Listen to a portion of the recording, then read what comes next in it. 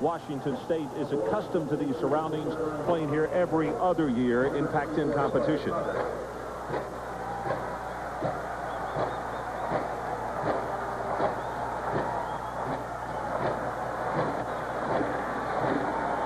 Alba will kick it off for the Utes. Number 80. As you look at Pointer, along with Hunter, the dual safety for the Cougars of Washington State. And this one is underway on the ground. And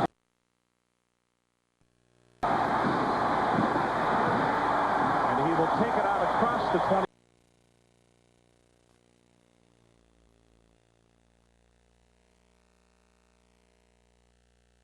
In here, although Washington State is accustomed to these surroundings, playing here every.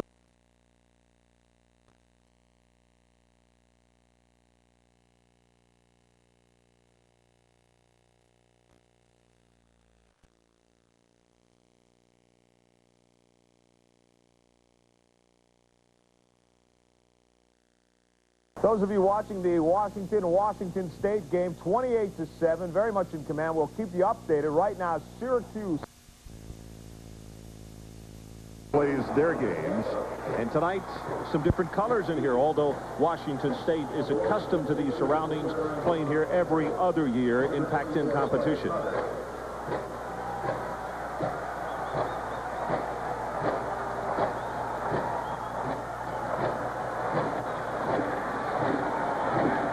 Will kick it off for the Utes. Number 80. As you look at Pointer, along with Hunter, the dual safety for the Cougars of Washington State.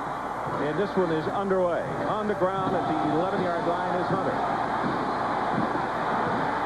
And he will take it out across the 26 to the 27-yard line. So let's meet the starters on offense tonight for Washington State. Drew Bledsoe, we've talked a lot about him.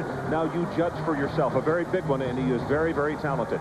One of the guys that he likes especially, the big gamer, C.J. Davis, number 1 out of Tacoma, 55 catches this year.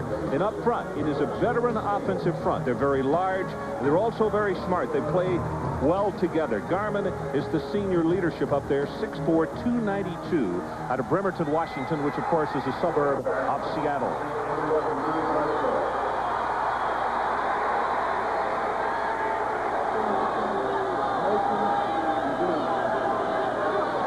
Long count. They fake the straight handoff. They go with the reverse. It's Bobo. And on the reverse, we'll take it across the 34 to the 35-yard line. And let's meet the starters on defense for Utah.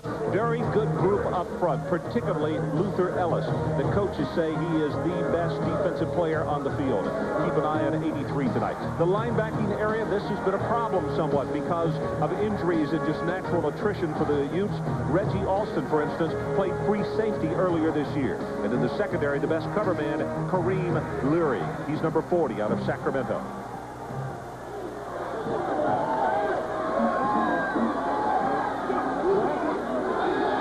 Of the night. Shambe Wright, fair, has the first down, breaks it into open field at the 45-yard line. Will have the first down in very good field position right off the bat for Washington State. Ron, defenses will be at a disadvantage in the bowl games in the first couple series, and the reason that is because the last game was November 21st. Utah was BYU and Washington State was Washington. It will take the defense a series or so to get used to the speed of the other team's offense. Because remember, you practiced against your scout team players, and all of a sudden now you're up against more speed. So it'll take them a couple series to get used to it. Mike number 90 for Utah, Mike Lewis, who normally is at the defensive end spot, is playing as a starter at left tackle tonight, has injured either his left leg or his lower back. Now, the trainers came out and he said he wanted to come off on his own, but you can see he is limping noticeably. We'll get a report on it. Lobendon, number 99, will come in replacing him. Vince is a junior out of Carson, California. 1st and 10, Washington State. Initial first down of the night.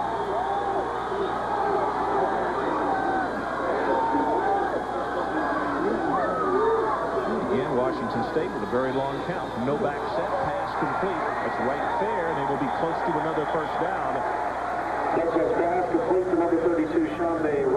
Drew Bledsoe, the Washington State quarterback. You can see what Mike Price, the head coach of Washington State, is trying to do. He wants to open this game up on offense to let his quarterback get a feel, little short passes. He threw the screen, then the little quick hitch play, a reverse on the first play, just to get him settled in and then let him uncork some long throws.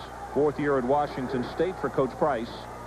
Second down and short, really one to play with here. But they're going to go with the sure thing, and that's right there. He'll have the first as he bounces his way down to the 41-yard line. Ellis is the man who took his feet out from under him. Luther, the sophomore, 6'5", 256. Ron, when you talk about Drew Bledsoe, of course, all the talk this week is the draft, and how he handles that media attention will be important. It looks like he's very settled down and into the ball game as we started, but if he remains, he has a chance to become the Pac-10 passing leader, or the Heisman Trophy candidate. Of course, if he goes, everybody talks about he could be a first-rounder.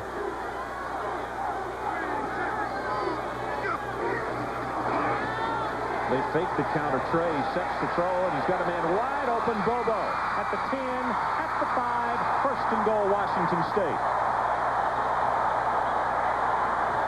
There's your big play concept. You know, you lull them to sleep with the little short passing game, but that's Mark Swanson, the free safety on Philip Bobo. Watch Drew Bledsoe with a real nice fake. Now, this is the first throw down the field. And again, this is the first time Mark Swanson sees the speed of Philip Bobo, who he was on the recruiting trip with at Utah. So now they just have to get used to the speed factor.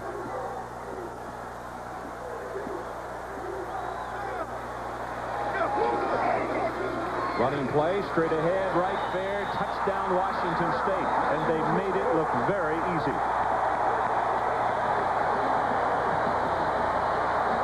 Tobick, number 66, with a paving block on the play.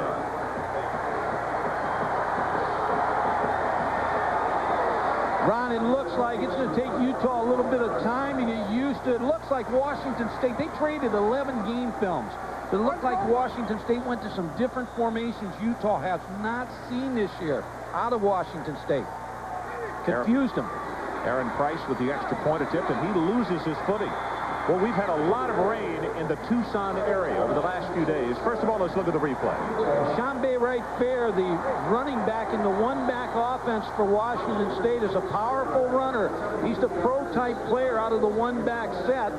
Good power, makes the first Utah player miss, and then lunges across with the football across the plane for the touchdown. Good block by Robbie Tobick, number 66, the center.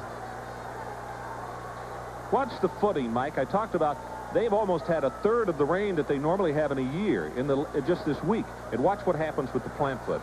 I mean, it just goes out from under him. And in fact, seeing that happen this early, if a field goal becomes important to one of the coaches, and let's say it's a distance job, it might change their thinking on whether they would attempt it or not. See, Fred Whittingham, the defensive coordinator here on the sideline for Utah, has to get his defense together and give them the looks on the chalkboard that they're going to see in this next series coming up. And now we get a chance to see Frank Dulce and the Utah offense to see what they can do.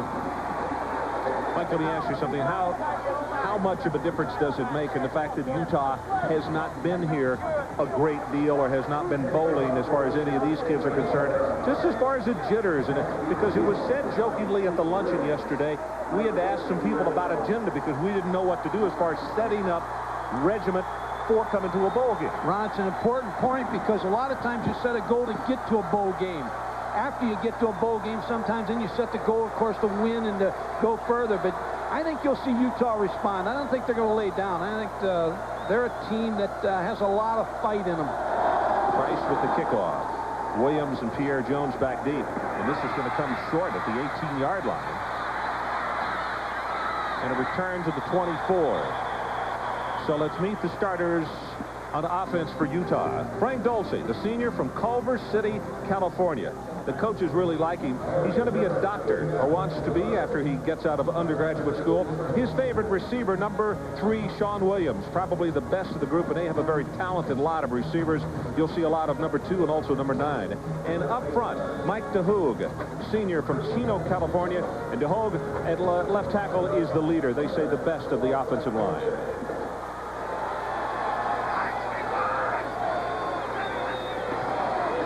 Anderson, big fullback at 6'1", 235, tries to take it off the right side. He'll have maybe one. And let's meet the starters on defense for Washington State. Up front, very active group led by Lewis Washington, or Lewis Bush, I should say, out of Tacoma, Washington, number 48. He was a linebacker just last year, and they moved him to that spot. One of the reasons, this probably the strength on defense. Anthony McClanahan in the middle is the leader of the group, and Torrey Hunter in the secondary is their best cover guy, number 24.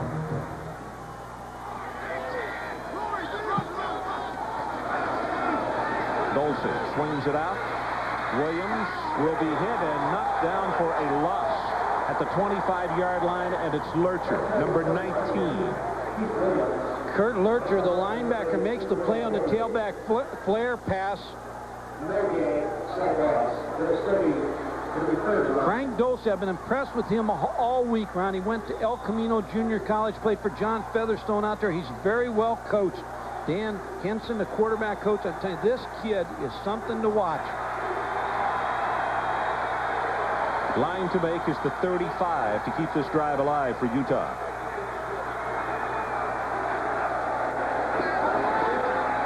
Tries to put up a little touch job in the middle, and it is intercepted by Washington State.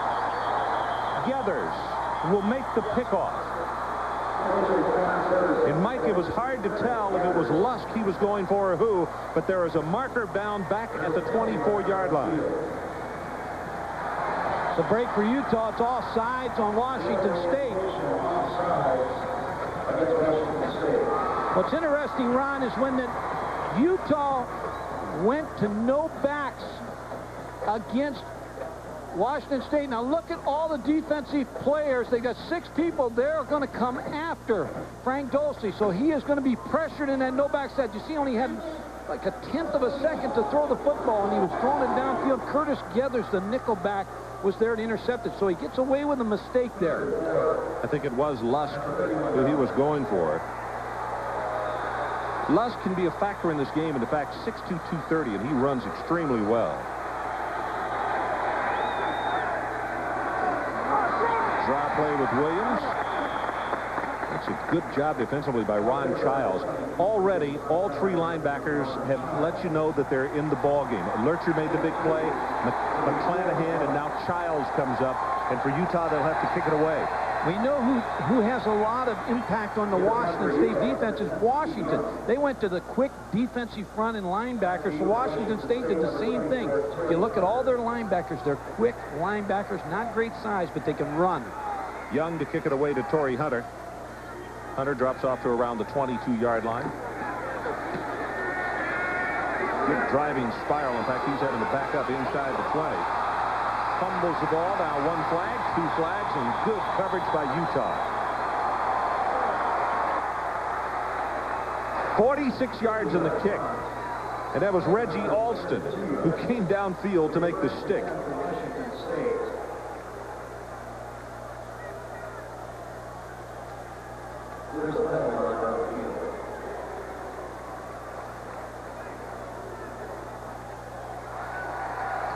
So Washington State not only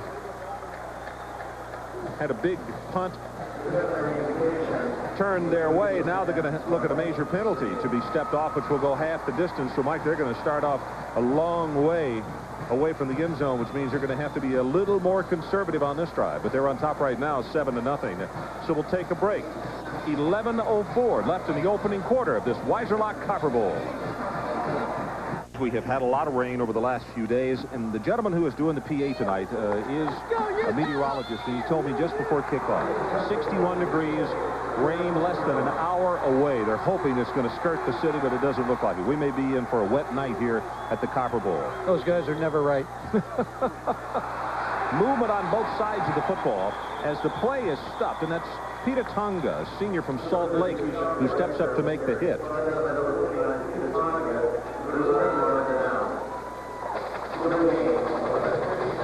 Offside against Utah. Ron, your point you made earlier, as you see Ron McBride, the head coach. That's Fred Whittingham with the headset on, the defensive coordinator. First time in a bowl for a long time, a little nervous. It's most important thing right now as they settle down is not to make errors like that, but to get the ball back, get a decent field position, come back down and do what they do best. Well, they can't let this man, number 11, get in a rhythm, because if they do, he'll run them right out of the stadium.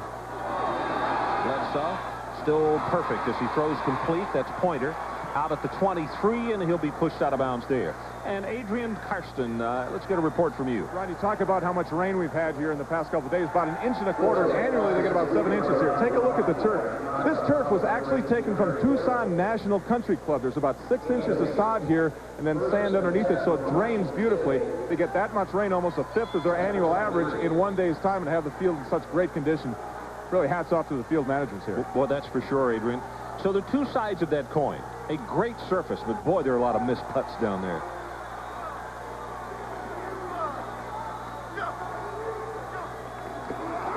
Right there. Breaks off the tackle. Flag comes down. Has 15, 16, and counted off at the 40-yard line. But that appears to be offensive holding against Washington State. I think it's against Josh Dunning, number 61. It looks like the hold call will be on.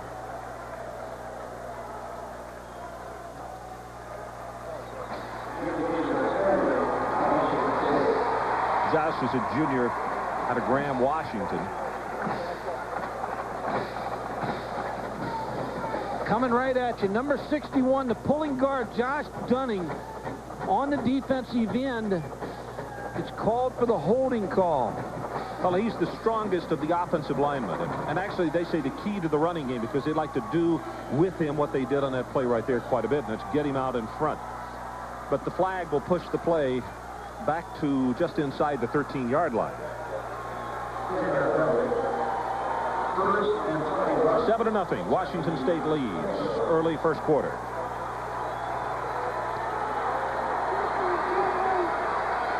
A lot of play calling at the line of scrimmage for the veteran junior quarterback. Blitz up the middle. You can see it. They pick it up well. Goes up the far sideline, and Bobo is open.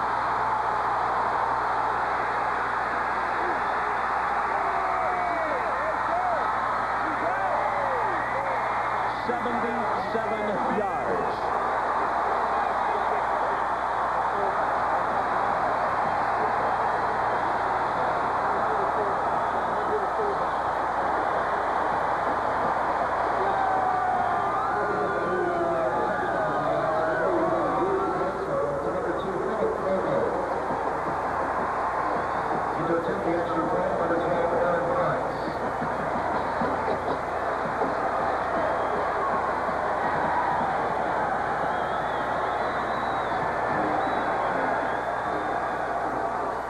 Price to attempt the extra point.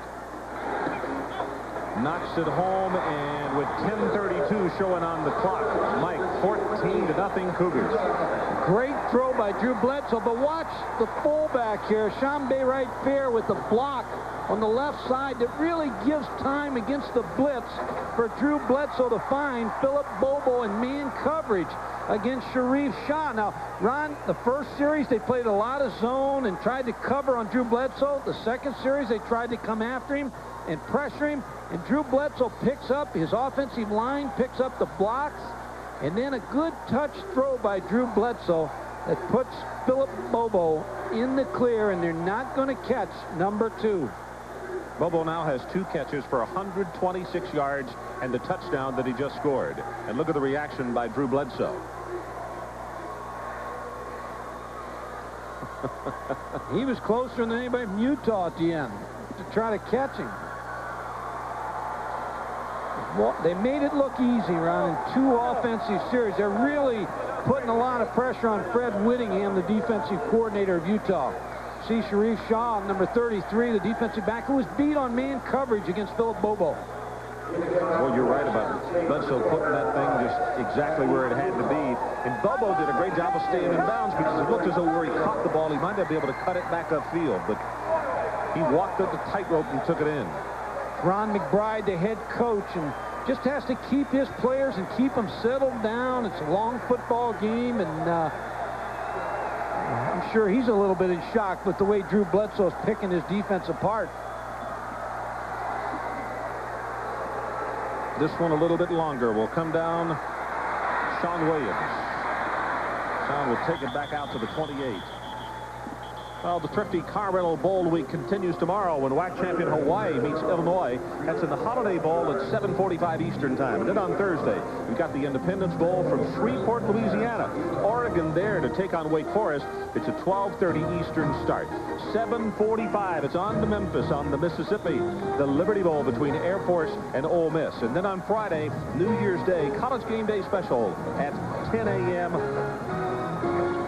And we'll tell you about the rest of it here in just a moment.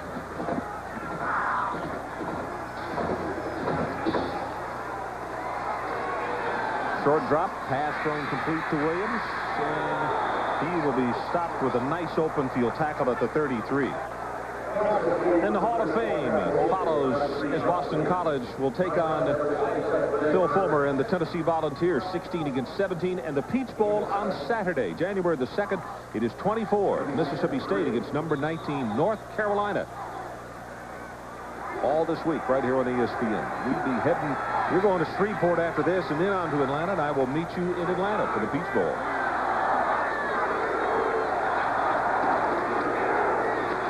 Williams off the right side, breaks off one tackle, and there's the initial first down for the Utes.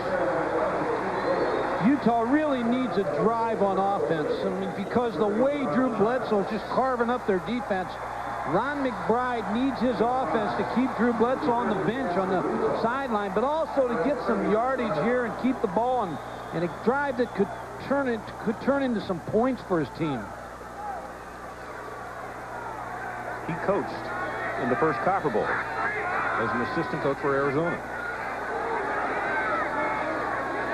You see him fake the blitz up the middle. They go with a running play. Breaks it for 5 yards, now 6. Keith Williams. And a flag is down across the way at the line of scrimmage. 14-0, Washington State, if you just joined us. Common when you've been off since November 21st. It's the second offside penalty. But Ron, both these teams have come in with a different approach. Ron McBride brought his team in here and put a curfew on them. And as a matter of fact, his team nicknamed him Mick Scrooge during the Christmas week because they were in bed early. And in the meantime, Washington State, Mike Price brought his team in, gave him a little bit of a reward, no curfew. And so I think both are right. I think the focus you need at the game time, and I think both will have that focus. 5 yards stepped off here, and Mike, it'll be a first down and 5. You know, there's no set rule, though, for any group. It depends on the group of individuals that you have and the age of your team, be it football or any other sport, isn't it? Well, I agree with Ron McBride because his team's not been to a bowl game. And they have not, for, like you said, Ed Sullivan was around. Here's the pitch on the reverse. Williams. Lusk, I beg your pardon, 9 rather than 3. And Henry Lusk will take it to the 45-yard line. That's a way of slowing down a team that runs well on defense early in the ball game. Just run a reverse and bring Henry Lusk around, and that'll slow down a little bit of the pursuit on the defense of Washington State. You know, you saw him lose his footing there. I mentioned Lusk plays as one of the inside receivers. He's 6'2", 230. He motors pretty well for a guy that big, doesn't he? He really does. Pierre Jones comes in as the running back. He gets the handoff. Jones actually more yards than Keith Williams, who starts in front of him. 715 yards rushing, to be exact. Childs on the stop. A little different plan by Rick Rasnick, the offensive coordinator, to try to keep this Washington State defense honest by running the football at him. Ron Childs, the linebacker, 6 foot, 206 pounds, made the tackle. He's moved over from running back because he was unhappy with his playing time. Said, put me over at linebacker. I'll make some tackles for you. And he's quite a linebacker for this team.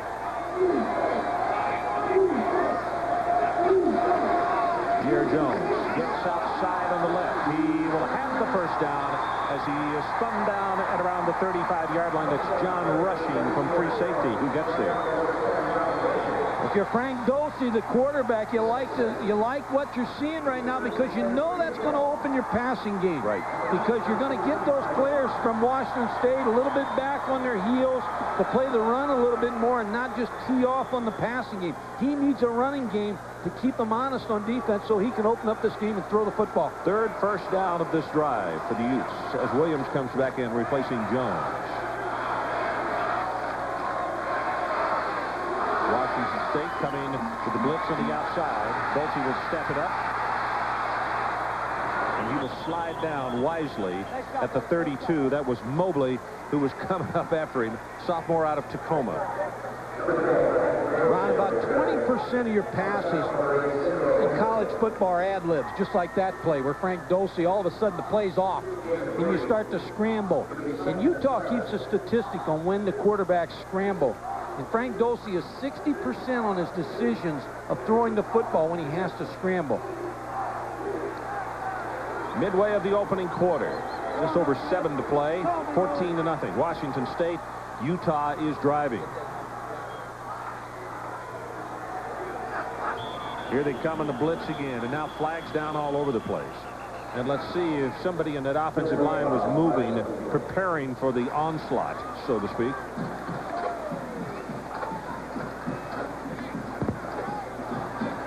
That was it.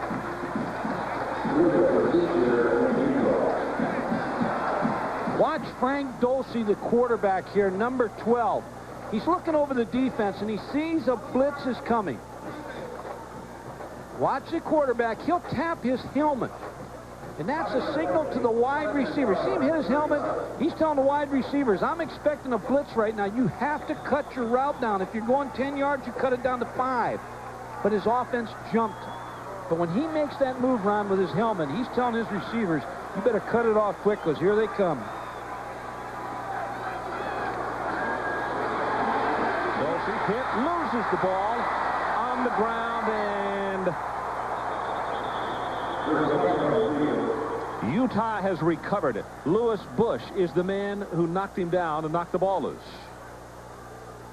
Ron, you're going to call Lewis Bush a lot tonight because he started all 11 games last year as a linebacker, but he broke his ankle in the first practice in pads this year at Washington State. His coach, Andre Patterson, told me, he said, he's 100% tonight for the first time. And he said, you're going to see a player play possessed after the quarterback, and he beat the block of Cecil Thomas, number 69. A bowl game benefits a guy who was hurt during the season because now he's healthy for the first time with that layoff. Mike, that's 10 times this year that he's had a tackle for a loss.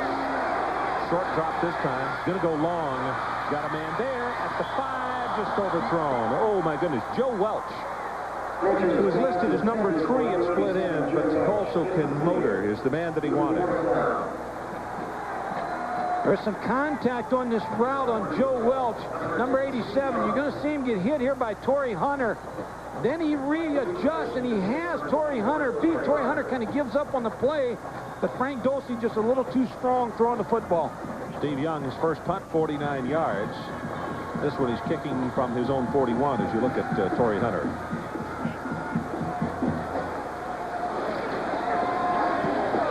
Pooch kick to the far sideline, and he may have pooched it a little too quickly. That's not going to go for very much. They will spot it out of bounds around the 27-yard line. We'll be right back.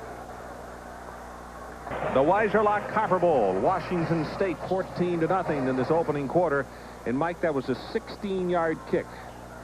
So the Cougars take it over 75 yards away.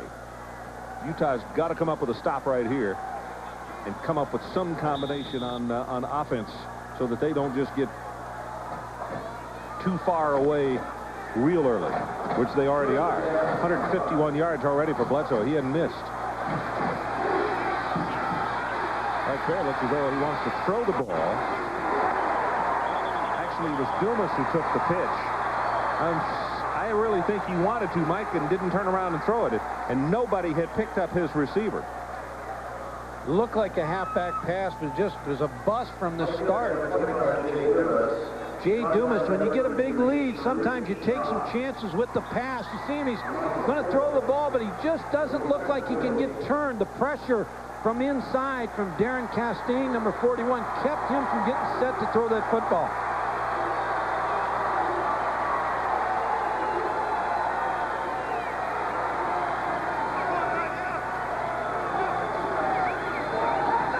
Short drop to throw. Another missed tackle. That'll be a first down as Pointer caught the ball, got by the tackle in the open field. Let's take a look at Washington State's season and see how they got to 8-3. 5-3 in the Pac-10. First winning record in 3 years. Their highest ranking was 13th, which is the best since 1958.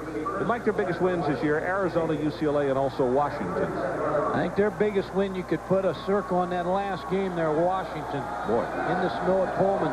Big win for the Cougars.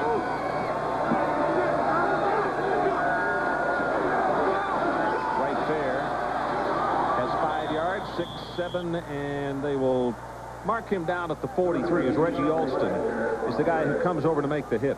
Reggie missed the last 2 games of the season because of a shoulder injury. As the longest interception return of the year. They went for a touchdown. That was back early on. Shambe Wright Fair, who we're looking at right at this point, does the 3 things you have to do as a running back. He blocks, he runs, and he catches the football. 2 times the Pac-10 leader in rushing.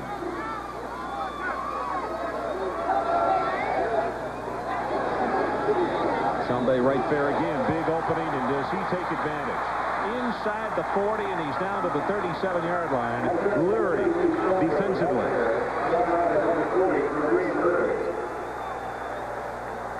Shambe Wright Fair, number 32. When you talk about running backs, now we're going to show you Mark Swanson, the free safety, number 5.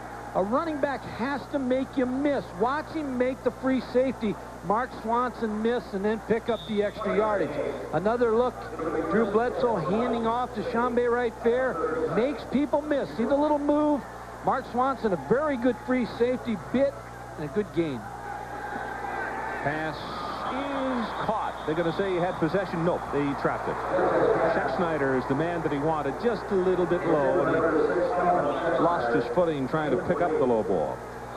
I've been on the sideline before when quarterbacks get in a rhythm against some pretty good quarterbacks, and I know what's going through Fred Whittingham's, the defensive coordinator's mind right now is, how do you want to take your poison? You want to take it blitzing him, or you want to sit back and play zone? But right now, nothing's working against Drew Bledsoe.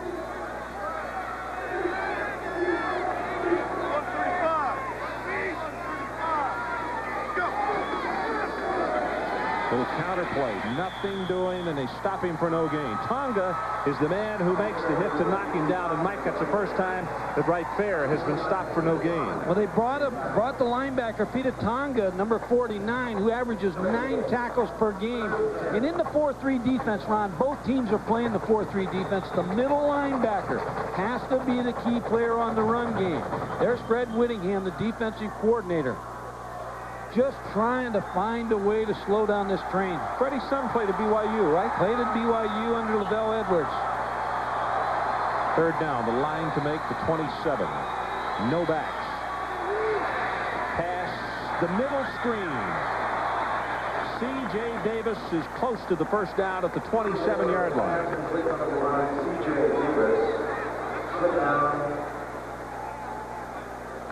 At the 27-yard line.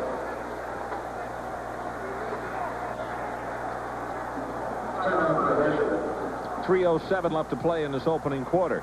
Washington State up by a pair of touchdowns and trying to make it more.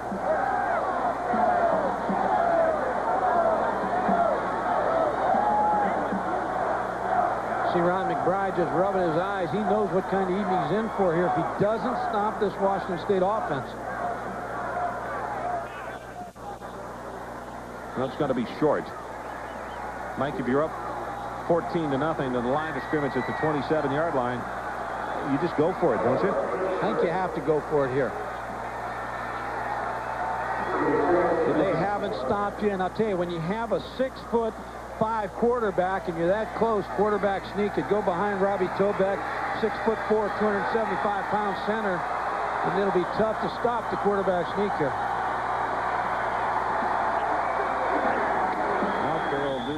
the first thing that you said, and that is to take Bledsoe. And he'll have the first down.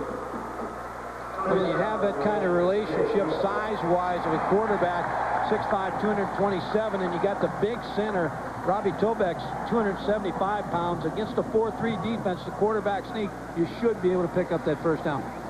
And let's go down to Adrian Karsten for this update. Well, Ron, Coach Godfrey talking about how strong Tobeck is. This man who can squat 700 pounds. He also helps out Bledsoe in a great way. When Tobeck comes to the line, he actually makes the defensive line call for the offensive line. Of course, Drew can hear that, so all Drew really has to concentrate is reading those backers and defensive backs. Adrian, another thing is most quarterbacks just ride the wake of the center. Bledsoe's big enough to push the center. All the time in the world, wide open, complete to Scheck-Snyder, first and goal, Washington State. And he juggled it, and still no one was close enough to take him down. This reminds me of Denny's always open. I mean, because the receivers, I mean, they're wide open. There's pressure coming after Drew Bledsoe, but no one's getting to him. And receivers are running free. Look how free this receiver is. He actually tips the ball up, and another missed tackle by Mark Swanson. Kareem Larry 40 makes the play. Most of the times, if you tip a ball like that over the middle, you lose your head. Lose your head and lose the ball, but yeah, he has exactly. both of them to show for it. First and goal. The ball just outside the 5. Here you go, baby.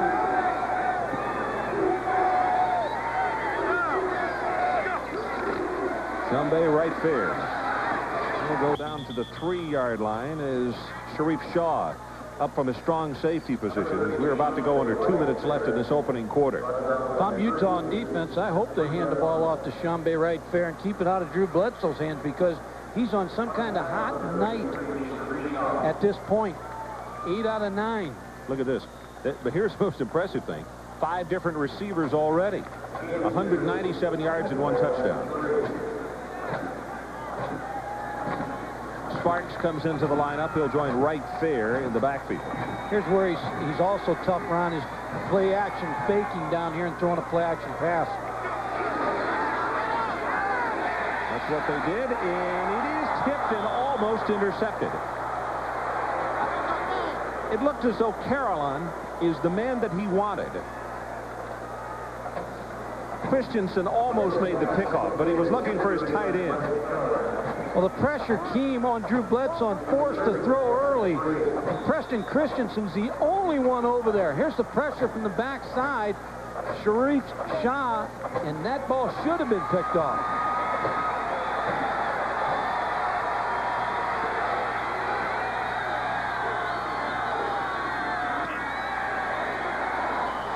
Just taking folks with him. His second for right fair.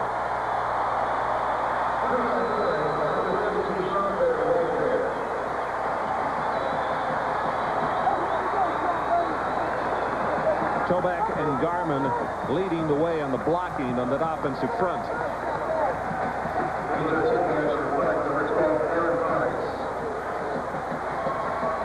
I've been there before. When you're outmanned, you're outmanned. And they're outmanned offensively. Their defense against Drew Bledsoe and the Washington State offense. Price knocks it home. So we'll take a break as we take one more look at the touchdown. 1:20 left in this opening quarter, and this makes it 21-0 Washington State.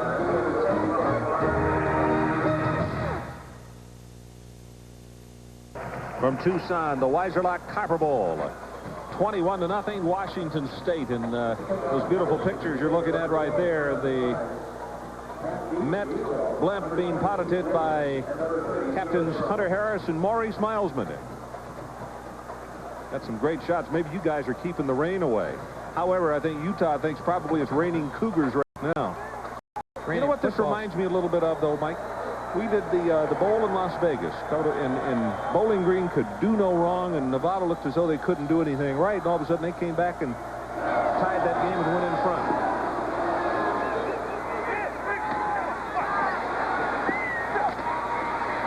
Miller on the return. He will not even make it back to the 20-yard line. Josh Dunning, the left guard, number 61, is going to make a key block. Then number 5, Derek Sparks, is going to make a key block. The left guard is going to kick out first. There's the kick out. Then the block by Derek Sparks that creates the lane for Chambé Right Fair to get in the end zone for the 3-yard touchdown. 4:41 consumed on the drive, 12 plays, and a 3-yard run. Sometimes you can get it too easy, when you go to sleep. Well, we talked about that same thing that night in Las Vegas about losing momentum and then trying to retrieve it.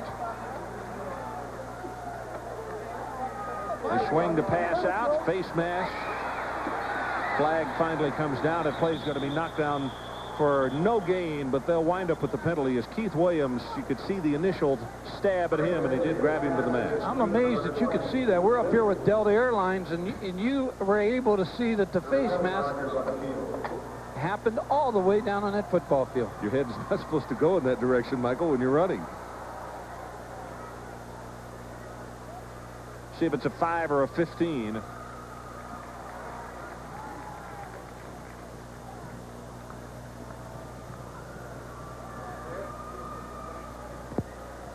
Adrian Karsten, let's get an update from you. Well, the verbal address that Coach McBride just gave him team, I'm promising will never make it past the primetime censors. But beyond that, I think on defense, when these guys get back on the field, there's going to be a desperate attempt to get some penetration in the Washington State backfield. They're going to hit absolutely every gap. They're forgetting the man-over-man concept and just going to hit every gap trying to get some penetration. The only problem with that is you got defensive backs running with those wide receivers one-on-one, and you got a quarterback that's hotter than a fire right now. See Washington State creeping up. They stay at home. Pass deep over the middle and complete. Williams is the man he wanted. Mobley is the guy who had the cover.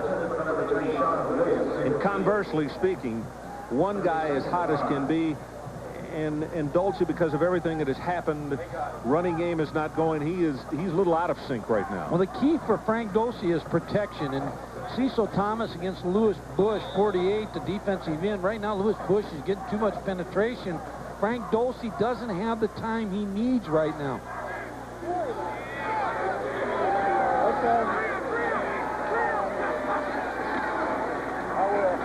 Quick out. Anderson will take it to the 30, and that will be enough for the first down.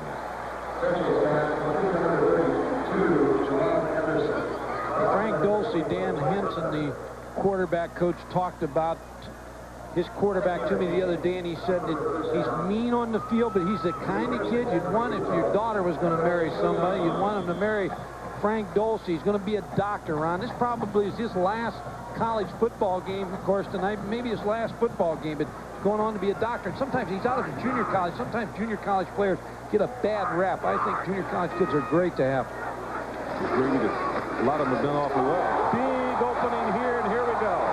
Keith Williams caught and slung down inside the 25. Mobley made the stop, but it's a gain of 46. Sengar Mobley did not give up, number 8, and he prevents the touchdown. That's what you like to see in a defensive back. Somebody who's not going to give up on it. Watch the blocking here that springs Keith Williams, number 20. Ed Castile, number 79, with a key block. But watch Mobley, number 8. He's just not going to give up. Too much speed and prevents the touchdown.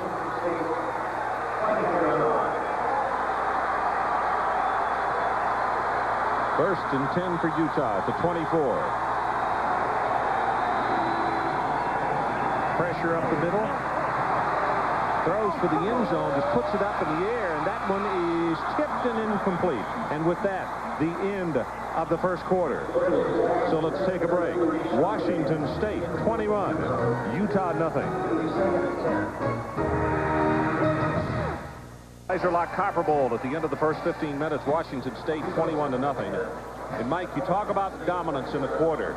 Washington State 242 yards to 88 for Utah. We'll talk more about that in just a moment. Pierre Jones with the carry. He'll go inside the 20. With that many yards, it tells you one thing. Utah has had them in a position for their defense to put a stopper on them. They've just gone from long distances to score every time. Tells me they're in trouble. That's what it tells me. the yardage, but Utah needs a score here bad. Frank Dulce has to figure a way to get him in that end zone. May have to go to some kind of maximum protections to try to give him a little bit more time. He just doesn't have enough time to throw the football. Williams in motion, and you see that ball is tipped at the line of scrimmage.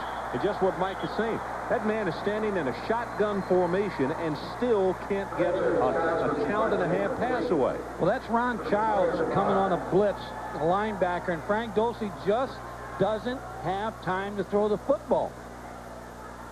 Off the shotgun. Here comes the blitz. They're bringing 7 people. Ron Childs is not picked up. Hands in the air, deflects the football. Tough to throw when you're laying on the side. Jorgensen to attempt the field goal almost right in the middle of the field. This will be a 37-yard attempt. See, offset just a little bit to the right. Blocked on the ground and recovered by Washington State at the 29, and Torrey Hunter, I believe, is the man who got a hand on it. And that man's got to be saying, if it were not for bad luck, there would have been no luck at all tonight so far. Let's watch the footing on this for the kicker. Chris Jorgensen, number 11. He just didn't really have a chance on this one either, because he did slip with his tennis shoe on the left foot, but didn't get much height on it. Well, because he's slipping, he's not going to. And blocked him. He never had a chance. Too much penetration. Again, Torrey Hunter, number 24, looked like he was rushing the passer.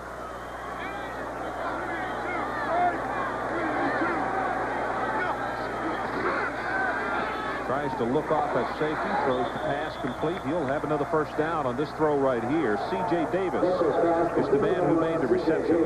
Oldham defensive. Drew Bledsoe's making it look easy. He has such a strong arm. Ted Williams, the offensive coordinator, not the former baseball hitter, but he used to coach at UCLA. He said he has as strong as arm as Troy Aikman. Jack Thompson, the throwing Samoan, told me he felt Drew Bledsoe has as strong as arm as John Elway. So when you have a strong arm like that, you can throw it all over the football field. The outs, the hitches, hash mark the field. He just is blessed with a very strong gun. Derek Sparks, a sophomore out of Santa Ana, California, comes in as running back. And he's the one who gets the handoff. And he'll take it out to the 45-yard line. 21-0 as we play in the first minute of this second quarter. Washington State leading. The complete numbers on that opening quarter: rushing 46 yards, passing 196 for the total of 242. And Utah 74 on the ground, 14 passing for the total of 88. I've been impressed with Drew Bledsoe. I'll tell you, I Pac-10 player that has got a lot of notice. Been impressed with the way he's in control of this offense.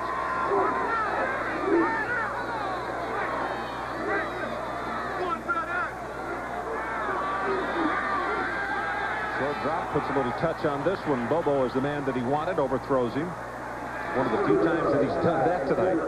Ron, and this is a Utah defense that has seen passing in the WAC when you have BYU and Hawaii throws the football out there. And so they're used to seeing good passing teams in schemes. But Drew Bledsoe, I'm sure, is the best quarterback they're going to see this year.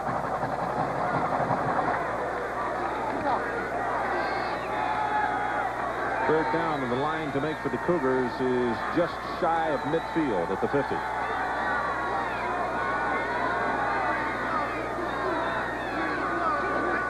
Utah shows blitz, and here they come. And he will trip over his own running back. Sparks is the man who tripped him up. Christensen was coming after him, but Sparks went down the block, and he went right over his legs. See, they went to that shifting because when you play in a bowl game, your last game's November 21st, each team swaps the 11-game tapes. They're trying to show something new here to Utah that they haven't seen, because you can't do it. You can show a few new things in the regular season because of the week that you have to prepare. But when you have a bowl game, you can do a lot of new things. That thing didn't work. Johnson with a punt. This is a great coverage kick. Wow. Williams all the way back at the 10-yard line. And he has no place to go. That is a 51-yard kick. Timeout on the field. 21-0. Washington State. We'll be right back. Duracell batteries. You can't top the copper top. And in part by Chrysler Corporation. In the car business, you lead, follow, or get out of the way. 21-0. That's almost like what has happened here. Washington State saying to Utah, Lead, follow, or get out of the way. And it's been the latter so far. Well, Frank Dulce needs somebody to block up front so he can lead. Keith Williams, who goes straight ahead. Yeah, to back up what you're saying, Dulce 3 of 7 for 14 yards. And 3 of those passes, 3 of the 7, they've been rushed simply because he had somebody just breathing down his throat. Get a whack-pack matchup here tonight. And I was here at Arizona in 1977 with Tony Mason, who's an excellent football coach. Did a great job here at Arizona. Took this program from the whack to the pack and took them to the Fiesta Bowl. And so I know there's not great feeling between the two conferences. The whack would like to prove to the pack that they can play with them. McBride, has coached here 3 different times. Quick out pass, and he's got this one complete. That's Hooks. Rushing and Mobley on the stop. Get a little mustard on that throw, Ron, out to the corner. He threw it from the left hash. Frank Dulce, number 12, was able to get that ball out quick, and that made the play to Greg Hooks. The steam on the ball and how quick he got it out to him.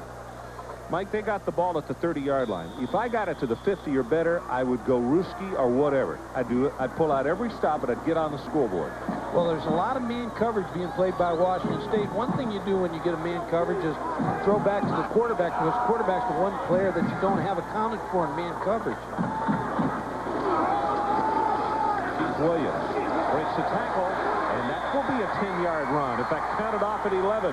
He got a good surge on that right side. Thomas and also McNitt with the blocking. Burns made the stop. I like the quickness in Keith Williams, number 20, as you look at it from the end zone. Look at the little darting moves, and then he breaks into the secondary.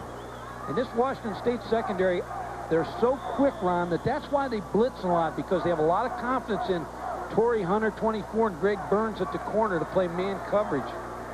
McClanahan is out. T.J. Folkers comes in replacing him at middle linebacker. That'll go to the 45, and then defensively, Anderson will be wrapped up. Jamal, 6'1", 235. He's a junior out of Woodland Hills, California. He's been plagued with a hip injury this year. Very good blocker. Coaches like the way he handles that fullback position, both carrying the football and also blocking, and catches the ball pretty well. He's got 18 receptions this year.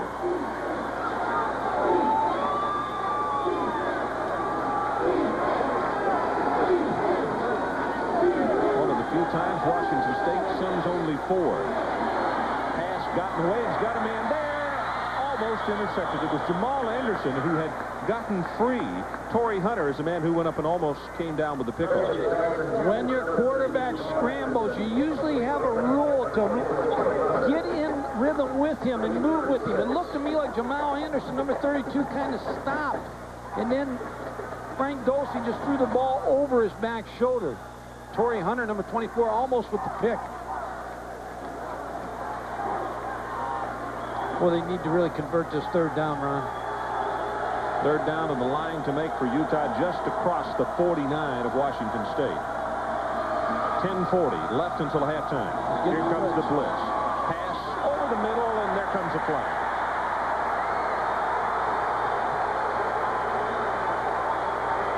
Mike, as they're going to pick up the first down, it gives me an opportunity. Lewis, who was injured back on the very first play of the game for Utah, sprained knee, will not return. We just got the report from the locker room.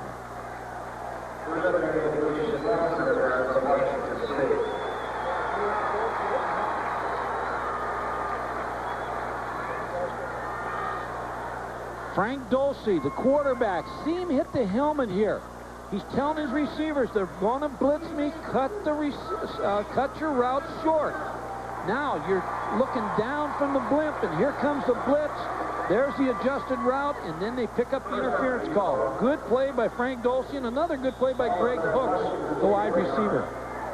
So the ball just across midfield. It's a first down for Utah. And the 6th penalty against Washington State. Mike Zimmer, the defensive coordinator of Washington State, knows he's got an advantage in his defensive line. Just continues to bring the heat on Frank Dulce. Keep an eye to see Mahafala that comes in the ballgame, number 52. He is their Ruski guy, right at guard. Going to go up on top of this one up. And it is caught at the 11-yard line by Hooks. Good heavens, how did he come down with it? He adjusted to the ball, Ron. That's why he made this catch. Frank Dulce just put it up, and that's against Torrey Hunter, number 24. And one thing about Torrey Hunter, Jack Thompson's told me on the field, he likes to talk to the receivers. He talks the whole game. Greg Hooks, finally good protection for Frank Dulce. But watch him adjust to the football. Just keeps moving his shoulder and adjusts to the football and makes the catch. Wow, what kind of concentration. Hooks. 38 yards in that reception. His longest of the year is 42. He will go straight ahead with Pierre Jones. Lewis Bush there to make the stop defensively. Lewis Bush is making a statement tonight. He's finally healthy, 6'3", 254-pound senior. Started as a linebacker last year. Now as a senior is playing the outside. The outside rush. Got a lot of pro scouts here tonight watching Lewis Bush.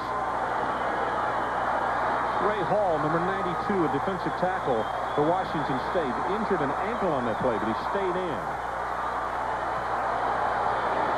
Shotgun formation. Pressure from the outside, and this pass caught, and touchdown, Sean Williams.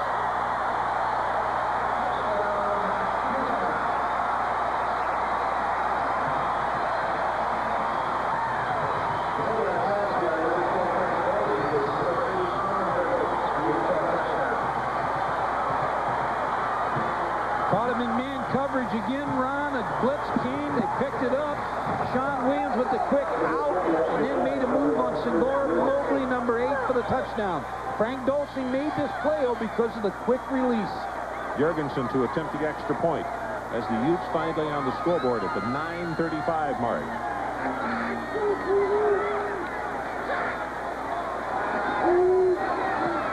He's got it. Take one more look at the touchdown pass. Look at the quick release by Frank Dulce. Just barely had the ball in his hands, and then the move by Sean Williams. So we'll take a break. 21-7, Utah trying to get back in this one. 21-7, the reason for it. Up until that drive, Dulce 3 of 7, 14 yards, and then 3 of 4 for 61 yards on that drive. All the difference in the world. He got some time, and he proved just what you talked about impressed you all week. Ron, he didn't get a lot of time, but he throws the ball so quick, the release. This is Hunter. He'll take it back just across the 20. And let's get an update from Adrian Karsten. Adrian. Ron, Frank Dulce showed a lot of poise on that last play. The original play called in the huddle was off tackle left. What he did, he came to the line and called blue 33, which is an out pattern, which is exactly what he's looking for. Quick draw back, step back, throws the ball, delivers. Result of 7 points. Great job by Dulce. Mike Pattinson has come in at quarterback. Junior from Moscow, Idaho, replacing Bledsoe.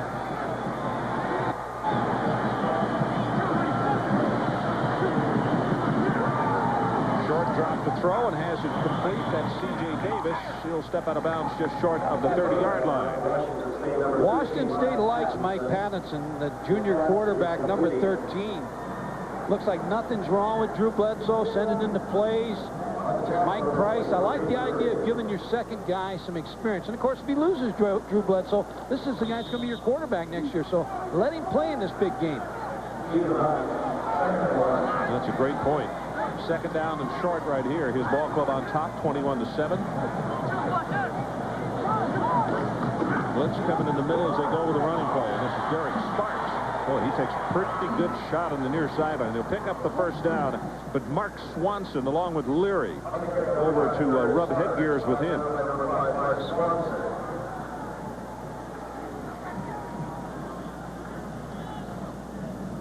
Ron, there's a lot of good juniors and a lot of good underclassmen across country. If number 11, Drew Bledsoe, stays, he'll be in for the Heisman Trophy next year. If he goes, of course, people say he's going to be the number 1 player drafted. Tough decision for him and a tough decision for his coach.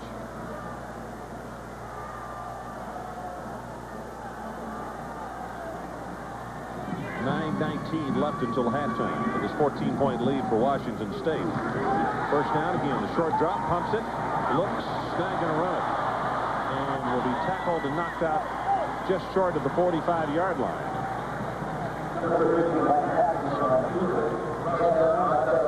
Mike, tell me about this. New England has the first pick, then Seattle. All right, now, I keep hearing that New England wants a defensive tackle, but how can you justify, I know you got the 3 C's, Curry, Copeland, and from Caesar from Miami. How can you justify taking a defensive lineman if this youngster decides to make himself available? I think that's their need. Copeland or Curry would probably be the first player taken by New England if they need a defensive tackle. Then Drew Bledsoe, if he comes out, Seattle is perfect for him. But could you justify taking a defensive lineman over a quarterback? Clarence Williams with a completed pass just across the 50. I think Drew Bledsoe is the best of the quarterbacks that's coming out. Of course, I hope he stays in school. I'd like to see him another year at Washington State and go for the Heisman Trophy and the Pac-10 records. But so quarterbacks are hard to find. They're hard to find, Ron. Excuse me. But defensive linemen are hard to find, too. I've always said in college football, the difference in the top 20 football teams and everybody else is defensive linemen. But I sure have been impressed with Drew Bledsoe tonight. And I like this move by Mike Price. I like the fact of getting Mike Pattinson some opportunity to play tonight in a key role. Snyder in motion away from the line of scrimmage. Then he goes Sparks, and the carry will be hit in the backfield, and that's Preston Christensen, who is there to make the tackle. And now it's going to bring up a second down and long situation. Preston Christensen, number 48, is going to come from the bottom of your screen. Just no one to block him. They pulled the guard out. Bob Garman, number 74, but so quick was Preston Christensen in the backfield, beat the block of the pulling guard. Finance major out of Salt Lake City. Clock runs with 8 minutes and 10 seconds until halftime. 21-7 Washington State. Fumbles the snap. Utah has recovered. Lambert makes the recovery. Well, sometimes, as we talked, it comes so easy for you. And now the turnover for Utah. I think Mike Patterson just came out too soon or didn't get the football from his center, Robbie Toback, number 66. But now, Ron, when you get the ball, now you're looking for a trick play or a chance to go downtown. When you're across the 50-yard line and you get the ball in first down situation, an excellent chance to go for the home run right now for Utah. These Utah kids turning around to their crowd and asking them to respond even more. They're down 14, but to follow up your point, they would love nothing more than to come with a quick score right here and cut it to 7.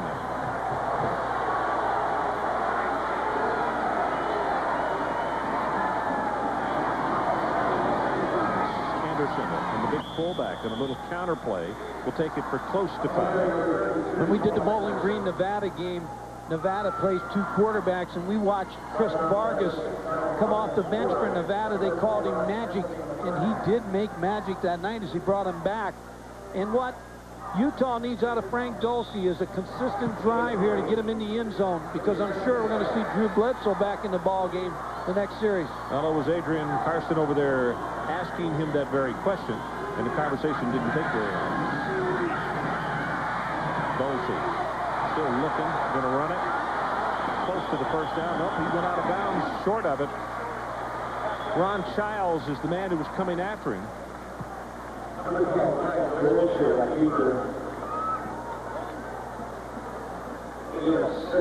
Frank Dulce with the background at El Camino Junior College in Los Angeles. A very solid program.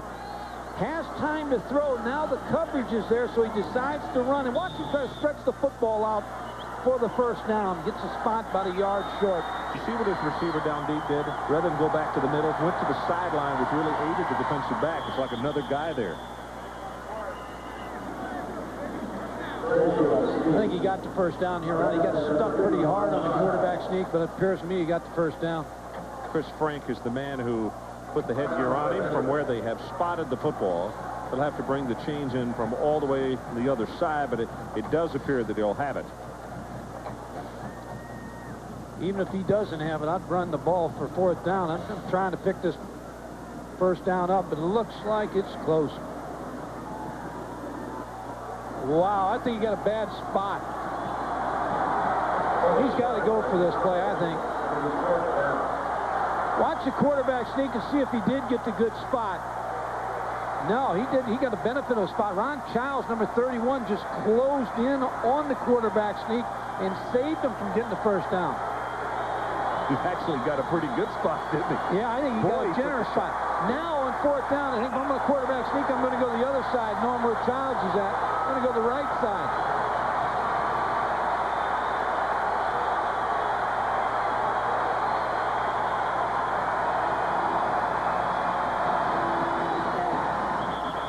I don't know.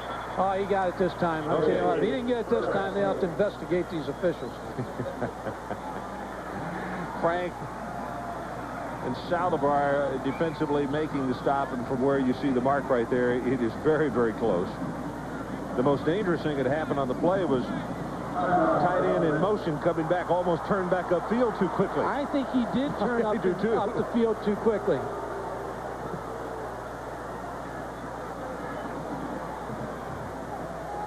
(21-7) our score. 7-11 left until the halftime. And Ron McBride wants to walk right out there and take a real close look at this one. 1st down, Utah.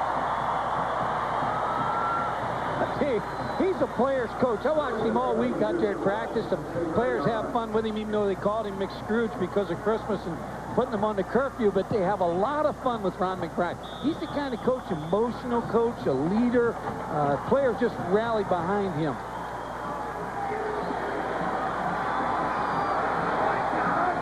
Pierre Jones comes in as the lone setback this time. He gets whacked down hard at the line of scrimmage.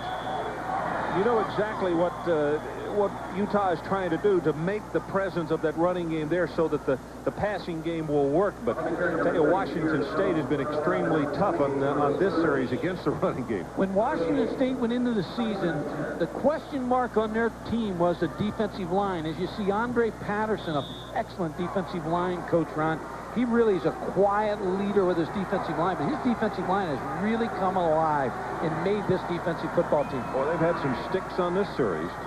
See the linebackers on the launching pad. They stay at home. Pass over the middle, and he's got it. That's Hooks. He's short of the 1st down, so again, it's going to be a 3rd down situation for Utah as rushing comes over to make the stop. That's just a little option route to Greg Hooks where he goes down 7-8 yards. Hooks inside or Hooks outside. If it's man coverage, he'd run away from the man. Now I would expect Utah that they're going to get a blitz out of Washington State here, so Frank Dulce has to make a good decision here against the blitz. That could get confusing in a huddle. You know, Hooks runs a hook pattern, or is it a hook to Hooks? Hook to hook. 3rd down. They need the ball just inside the 30. Utah trails by 14. Here's the blitz. Gets it. Oh, Lusk had the ball and dropped it. Just fought it. Instead of caressing it, just brought it down to the ground and couldn't hold on. When you run a one-back offense, even though your quarterback doesn't get sacked a lot, here's the results of the blitz. Mark Whitmire, number 33, they're going to get hit. The quarterback's going to get hit in the one-back set a lot. And Henry Lusk, number 9, I think he had the 1st down round if he holds on to the football and maybe a bigger play. Well, he's the large one we talk about, 6'2", 230, and runs well. That's a tough tackle in the open field. Jorgensen will attempt the field goal. This attempt of 51 yards. Tried one, had it blocked.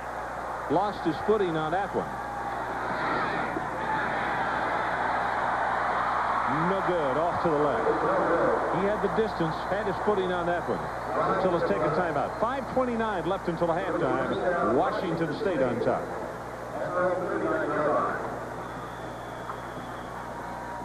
Welcome back to the Weiser-Lock Copper Bowl in Tucson. Ron Franklin, Mike Gottfried, and Adrian Karsten. Glad to have you with us tonight. Thank goodness the rains have stayed away. Washington State has Bledsoe back in the lineup. I don't think there's any surprise to that. Do you, Mike? Pass tipped and incomplete and almost intercepted. Reggie Alston had an opportunity. And Adrian Karsten, what do you have for us? Well, Ron, Mike Price made a promise to his second-string quarterback that he would give him the opportunity to play in this game. And that he did, to hold on to the lead. Of course, that fumble didn't help his chances any. Now, the conversation you mentioned that I had with Drew was so short. I said, Drew, you going back in? Yes. Well, there you have it. Watch for some play action on this series. 9 of 13, Adrian, for over 200 yards for Bledsoe.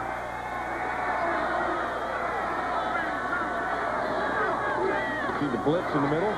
Pressure. Bledsoe's going to be sacked at the 36. That's Lambert who gets to him.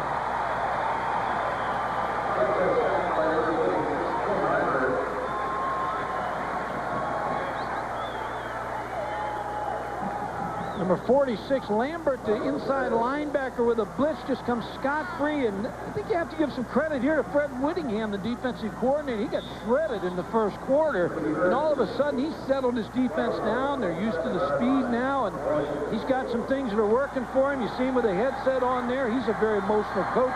Was with the Rams, a very solid coach with Jimmy Viccarella and Bud Carson and Ray Malavasi with the Rams.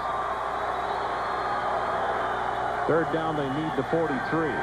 Pressure again, and Bledsoe gets it away, and in fact throws it complete to right there. That's hard to believe. Ronnie has such a strong arm in that 6'5" frame, and then Freddie Whittingham, he's got to be happy with the way his defense has responded. You talk about college football and stories in college football. Your defense gets shredded, you're outmanned, and all of a sudden they reach back and find a scheme and set on some things, and now they're getting the best of the Washington State offense. Steve Johnson to punt. Until a few moments ago, he hadn't had to kick all night long. Line drive kick. And, boy, that's a dangerous move. If you're not going to take it, now here comes a late flag in as some hitting was going on. 35 yards of the kick.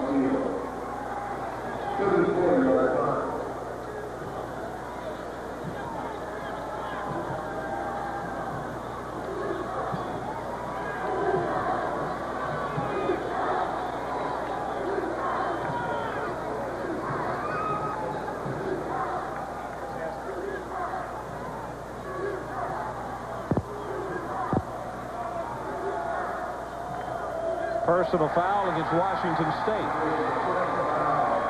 Well, be sure and start your NFL playoffs Saturday and Sunday this week with ESPN's in the award-winning pregame show, NFL Game Day. Chris Berman, Joe Theismann, Tom Jackson, and Chris Mortensen have all the latest features and analysis this Saturday at 11:30 a.m. Eastern Time, and then Sunday at noon Eastern. And tune in for the best in highlights and analysis on NFL Primetime, both Saturday and Sunday, 7:30 Eastern Time. So Mike, Utah's got to take advantage here. They got the football on the turnover in very good field position on the last possession and came away with no points. Ron, the whole key is they have to be able to handle the blitz. Because when you decide to blitz Frank Dulce, you're one-on-one in the secondary, so the chance of the big play's there. Just got to give him some time to throw the football, and then receivers have to hold on because you're always running away from the defensive backs and man coverage. Well, they're going to get us to start this one off at the 41. They have 3 minutes and 48 seconds to work with until halftime, but it's 21-7. Can't make up their mind where they want to spot the football. Now they just lost 5 yards, Utah, so they're backing it up 5 yards. Better go ahead and snap it, hadn't they? Yep. Lost about 4, actually. Going to put it back at the 45. It's quick foul, 15-yard penalty, first down. Ron, I've always liked when you get the ball past the 50 when I was coaching to throw on first down. Go downtown. Makes play calling a little simpler, doesn't it? A little simpler when you cross that 50-yard line. Keith Williams is the lone setback this time. And they'll go shotgun. Now here's where they're lining up to try to give him a little bit more time. You see him bring the 2 receivers in the backfield. They got a max protection on here. And the blitz up the middle, drops the ball momentarily. And swings it out. This is Lust. Lust, whoa, puts a head down and then comes out of bounds at the 32. Mike, he's a wide receiver, but he actually goes as a fullback. Boy, he wanted that hit before he went out of bounds. Well, you talked about his size, Ron. 230-pound receiver, and you saw the benefit of being 230 pounds. Now look at Utah, they're trying to make an adjustment here to pick up the blitz, but you got big defensive linemen on backs. Frank Dulce makes this play by that little spin move. Gave him a little time, then the ball out to Henry Lusk, and he just ran over. Boy, and I'm telling you, Curtis Geathers, the nickelback. not to be redundant, but for 230, he runs extremely well in the open field. Looks like another checkoff by Frank Dulce. Short drop, and he gets a quick out. That's Williams just shy of the 26-yard line. We heard Adrian Carson earlier in the game talk about blue 33, a checkoff. And I'm not sure whether it's a blue 33 on that play, but that's the same play Adrian said that they called the blue 33, which is the quick out to the inside receiver against man coverage. As you see Ron McBride a little bit more settled down here in his first bowl game.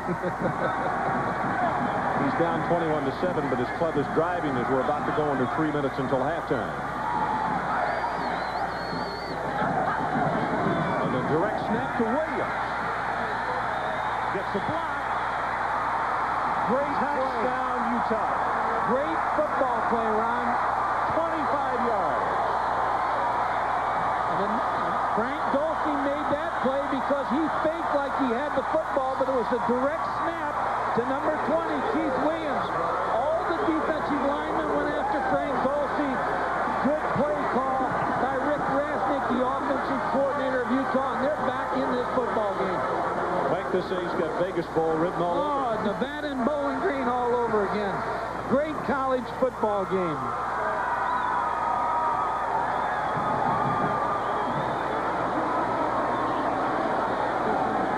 Jorgensen tries to make it a 7-point game. And he's got it. So let's take a break. 2:51 until halftime, and the Utes are back in this one.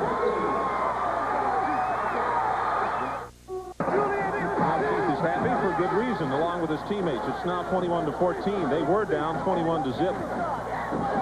It's a great call by Rick Rasnick, the offensive coordinator, and they just executed that perfectly for the touchdown. Really faked out Washington State on defense.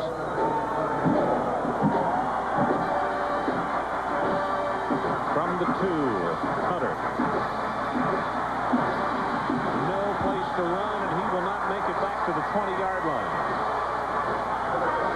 Let's take a look at this touchdown. Now, the direct snap is going to come to the fullback. Dulce's going to pretend like he's got the football. Then there's going to be a key block by Henry Lusk. Watch the snap. Watch Frank Dulce. He pretends like he's got the ball. The quick snap to Keith Williams. A good block by Henry Lusk, and it's touchdown city for Keith Williams. Now, if you're Washington State, Mike Price, you got to get Drew Bledsoe back in rhythm. Check the difference here. Washington State only 30 in this quarter. The quick out pass, and that's good to Davis. CJ will step out of bounds just short of the 25-yard line. That's how they started the game, Ron, to try to get him in a rhythm. A little quick hitches, screen passes, little short passes to get him back going. Now, he sat out a series. Last series, Utah's just really blitzed him and sacked him a couple times. So now they want to get back to what they did in the first quarter.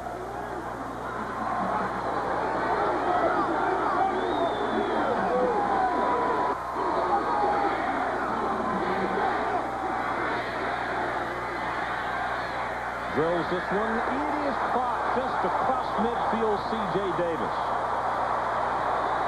See, that's impressive. The strong arm of Drew Bledsoe. Sometimes when you have a strong arm quarterback, they have a tendency to throw off the back foot because their arm's so strong. Watch him deliver this football on the seam, right on the money before the safety could get over and too deep to C.J. Davis, number 1. Mark Swanson, number 5, just didn't have time to get over because of the strength of the arm of Drew Bledsoe. Looked as though that also he mistook where that ball was going to come into play. Comes a blitz by Utah. On the outside, and the pass overthrown. Bobo is the man that he wanted. Washington State coaches are on the field on the sideline. They wanted interference on that call. Coming up at halftime, the Duracell Report, Sports Center update, and also live from the Sugar Bowl, a report from our guys down there, and we'll have a preview of the Holiday Bowl. Hawaii and Illinois. Bob Wagner, what a great job he's done in Hawaii this year. Ron McBride, a little bit more confident now on the sideline. Ron, matter of fact, took his hat off. We got that 14 points.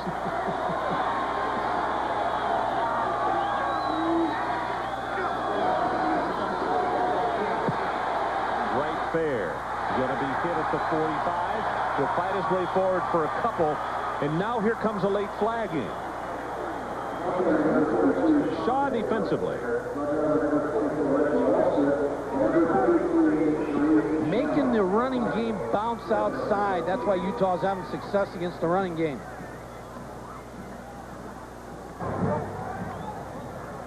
Dead ball.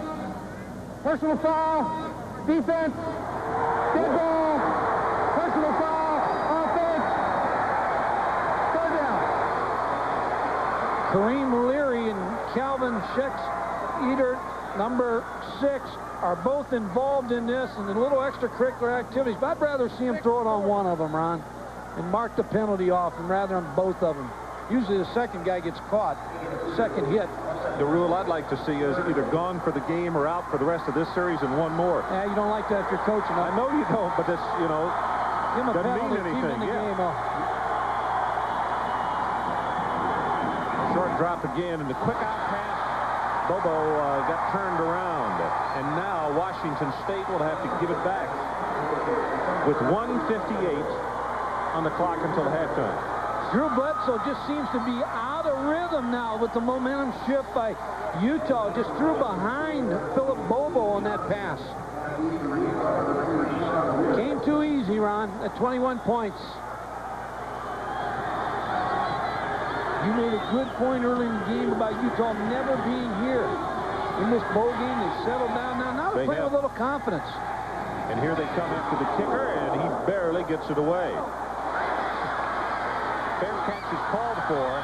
Then he starts to run. Now we've got 2 flags. Well, that they should have didn't been give him enough room, I don't believe. And secondly, then he started to run after the fair catch. Well, I think they didn't give him enough room. There should be a penalty. This should be a penalty on the Cougars.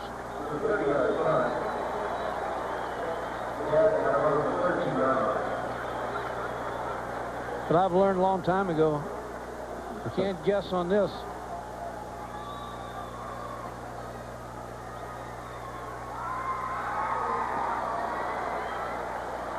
$30 yards on the kick. 5 yards. Bumper zone penalty. First down. So that the buffer zone, it's Well, there's no doubt he didn't have a whole lot of room to catch a football. Now, as you see him come down, now there's a block into him. People are running too close to him. And I think the penalty is really on number 56. Kyle Foy. No, T.J. Folters, number 56. Mike Price really didn't argue. He wanted to know on the sideline what it was, but he didn't argue with the call. I think he had a pretty good idea of what had happened. All right, 1:48 left until halftime. Hit as he throws, and the ball overthrown. Lusk is the guy he wanted, but that was Bush who was hanging on him. They have to go back in at halftime and find a way to control Lewis Bush, number 48. Even if you have to give Cecil Thomas, number 69, some help on him with a back, you have to be able to protect your quarterback. And Lewis Bush just making things miserable for Frank Dulce. Dulce at a time was 3 of 7 for 14 yards since then, 6 of 9 for 87.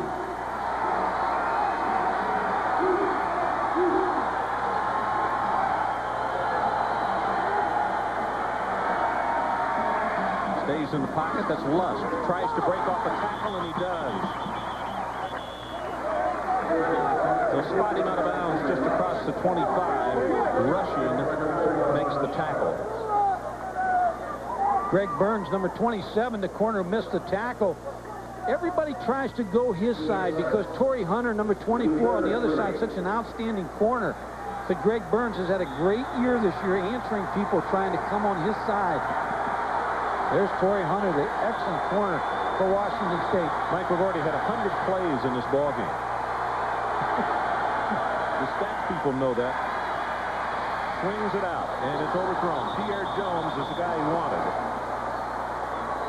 We may have another 20 before half with 1:33 to go on the clock, and both teams have their 3 timeouts left. That was not a good series for Utah's offense. So Utah gets an opportunity, and they don't do anything with it. Let's see if it's enough time for Bledsoe, because Washington State should get this ball in very good field position. Young to kick it away. His longest 49. Good look at the coverage here. That's Hunter down deep. Cougars are coming after it. Gets his kick away, and this is a driving spiral. Calls for the fair catch, and he makes it at the 27.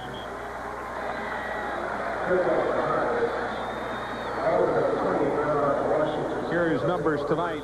Speaking of Bledsoe, 12 of 19, 242 and 1 touchdown. Well, Mike Allman from Seattle Seahawks, Joe Mendez is here. Sid Hall, a pro scout for the Jets. They're all going to be interested to watch Drew Bledsoe with 1:25 on the clock now in the traditional pro-type quarterback, how he uses his timeouts and whether he can get his offensive team down the field and score some points before half. Ball almost intercepted as his receiver Davis had slipped down. That was Odom who went diving across the top trying to make the interception. They have such good cushions that Washington State has the hitch pass anytime they want to throw it. Drew Bledsoe just a little high on that pass to C.J. Davis. I like C.J. He's got, as the coaches say, that knack to get open. And he's a home run threat. Yeah. I mean, he can go deep and catch the deep ball.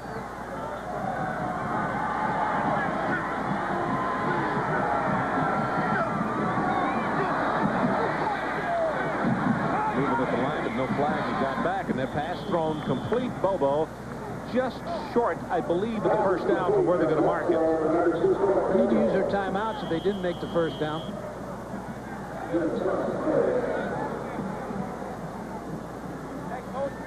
Obendon is a man who was teetering at the line of scrimmage and went too far and then had to come back.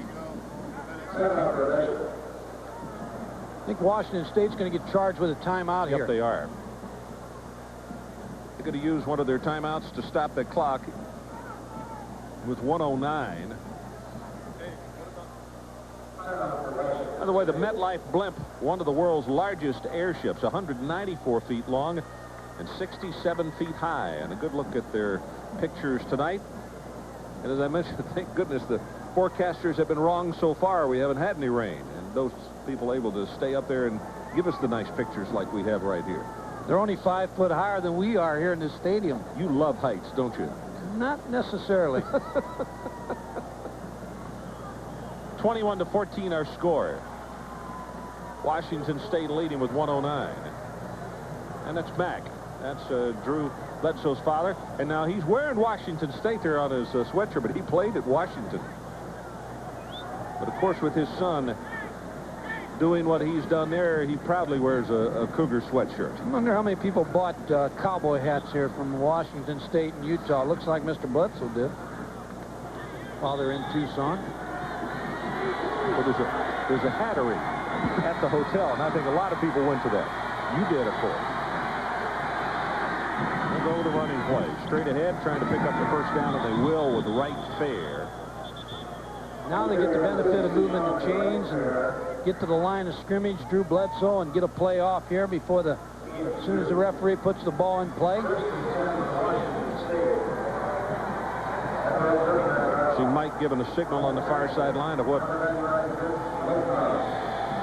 he's looking for. Clock now runs. 1:01. Now 1 minute left until halftime. Pumps it. Going to go up on top. Wants Davis, and Utah thought that probably that's where they go. They had double coverage. Although there is a flag at the 44. And I think they're going to call pass interference on Utah because they bumped C.J. Davis when he ran the out and up. You know, they ran the hitch and the hitch and the hitch and the out, and then all of a sudden they ran the out and up. Defensive holding is the call against Utah. The takeoff route, when you run so many quick passes, there's the little out and up. Now watch the defender grab, try to reach his hand out on C.J. Davis. You couldn't see it very well there. But you could see just enough, but his body got turned the same way it was as he turned around to look at the official. And it was just enough detainment to throw him off stride and off rhythm. With his speed, he might have run underneath it. So with the penalty, it moves it to just shy of the 50-yard line, and you see how much time is left. Worlds of time for this man. Blitz coming up the middle. Gets it away quickly and incomplete. As Clarence Williams, his tight end, was looking to see where he could run first and didn't hold on to the football, then got hit. Clarence Williams is 6'2", 240 pounds. He may be the best blocking tight end in the Pac-10. Works very hard on catching the football, but he's an excellent blocker in this one-back, three-receiver offense that Washington State runs. Well, you better be huge if you're going to play tight end there, because Clarence is 243. Carolyn is 244, who plays behind him, and Dustin Smith, who's the number 3, is 261. Draw play right there. Nice job by Tonga, who was there to wrap him up, and now it'll be third down. The middle linebacker against the one-back set. He's responsible for the one-back. As you see, Mike Price is going to spend another timeout, which will take him to 1. But Peter Tonga, number 49, is responsible for the one-back, and he made the play on the draw. So that they can run with these receivers a little bit better than they thought they could early in the game. Third down, and they need just about the 40. Here comes another blitz by Utah. Pass caught by Bobo on the look in, and he's free. Touchdown, Washington State. Wow. And here's why Drew Bledsoe is going to be a great pro quarterback, because he saw the blitz coming, and he took Philip Bobo against the linebacker, Reggie Austin, number 24, in a complete mismatch.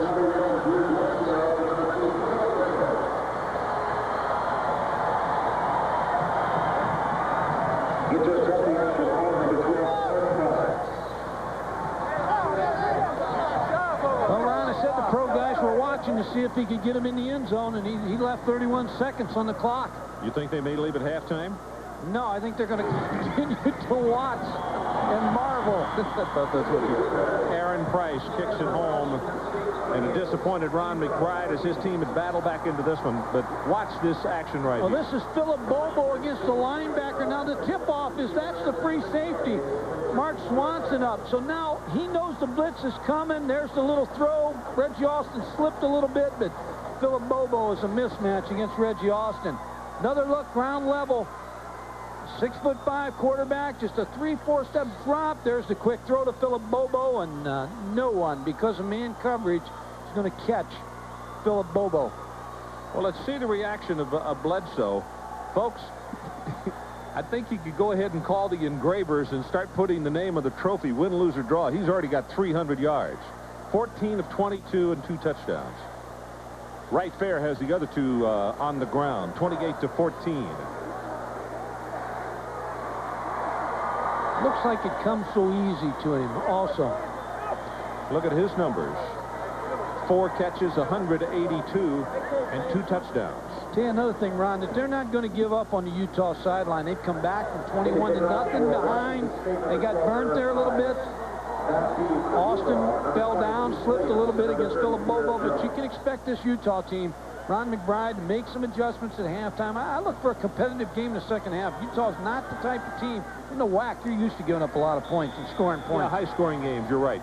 You could see Ron McBride drop his head a little bit because of the momentum shift he thought he had, and Washington State just grabbed it right back.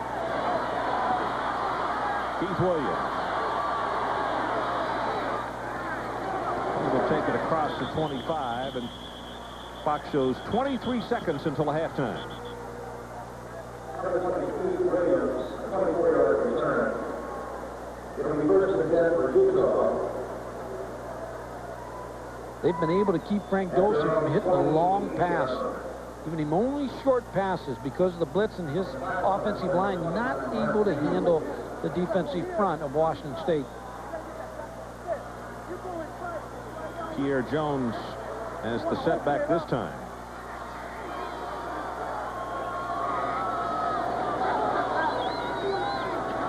Dosey sets, delivers it, and has it complete to Welch. At the 36, not enough for the first down. They've got 3 timeouts. They want to spend one here, but it doesn't look like they do. This may be the last play before half.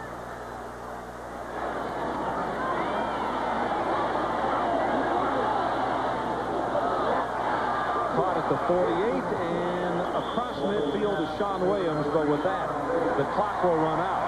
And it is halftime. So in the first half, it has been Washington State and Mr. Bledsoe. 28-14 is our halftime score.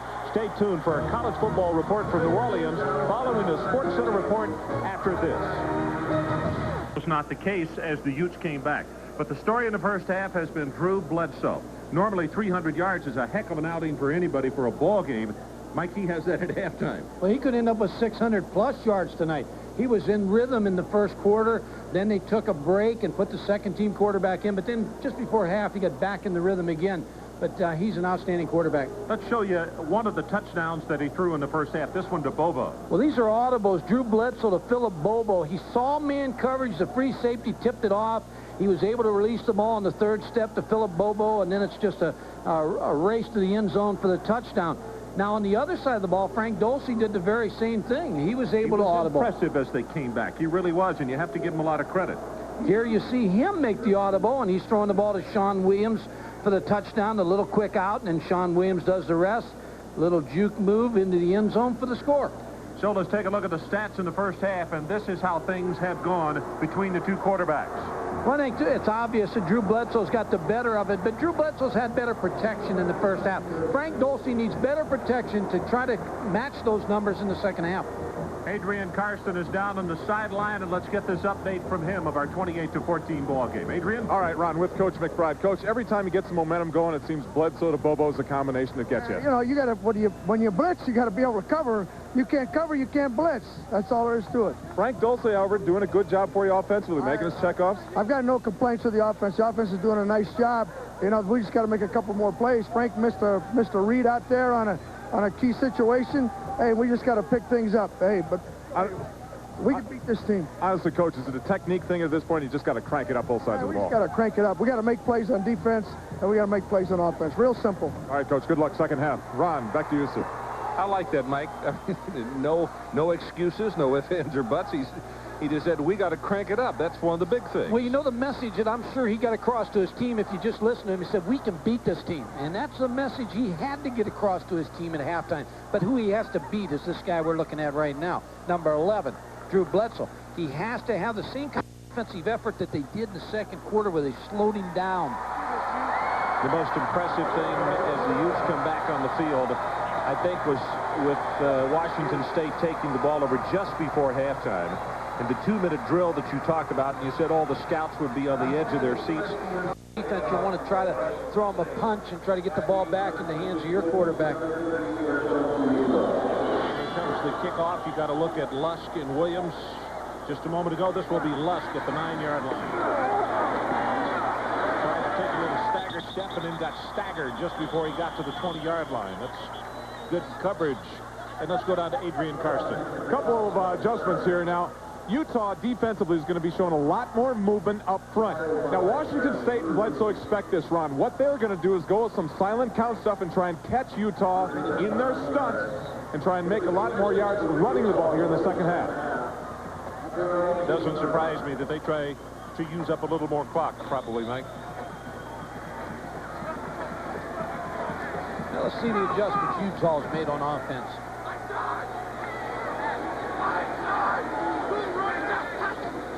Anderson in motion. This time, see, they roll the pocket. And he has the man open, and he just missed him. Pull the lineman, roll the pocket to give him a little more time, and missed on that pass. Well, first down is a good play action down because the play action will hold the rush. And then to bring Frank Dolce out to the right side, he's a right-arm quarterback throwing on the run to the right side. He just overthrew the ball to Greg Hooks.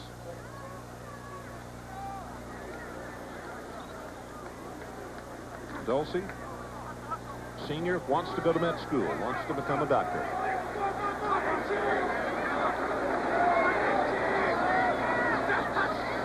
See the blitz. Washington State appeared to be offside as the pass was thrown incomplete at the 23. Tell you, another thing that worries you as a coach when you have a 25-minute halftime and you take so long because of the bowl game and trying to get back out on the field and get going again, you know, get back in motion. Get the blood flowing. Yeah, again. Offense and defense. Utah in that first two plays looked a little lethargic.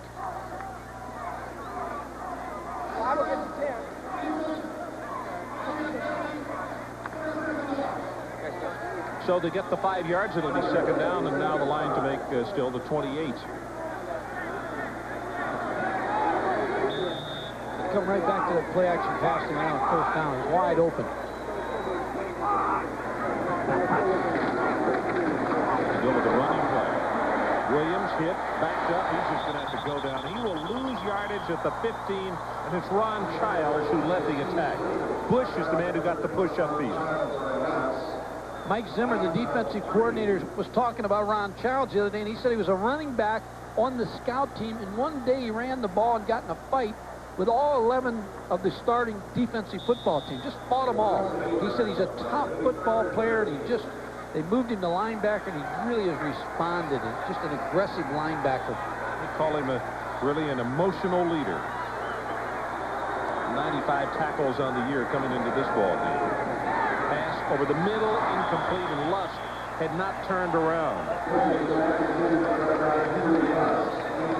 Not a good series for Utah. They're not even close on that series.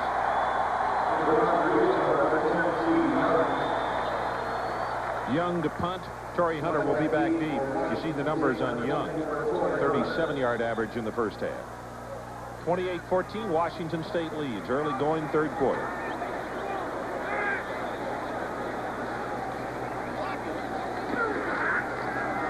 And Washington State with a return on. Wobbly kick.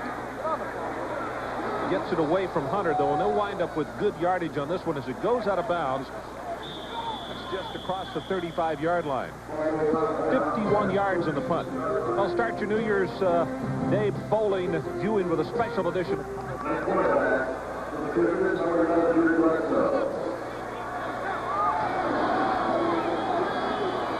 field. Turns the corner, then he gets a pretty good shot as he crosses the 35 to the 37. Tonga from the middle linebacking spot is there to make the hit on him.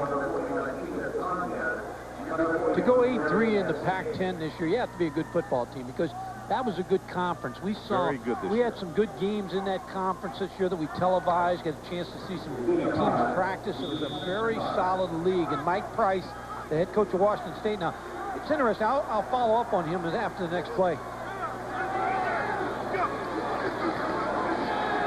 Short drop pass, caught and complete at the 45-yard line. Pointer was just waiting to get clobbered as he caught the ball. Put a head down and went for it inside the 45. It's good for 18. Well, he's our big play receiver, Darren Pointer, 5'11", 182 pounds. Just ran a quick post route, and the ball was right on the money.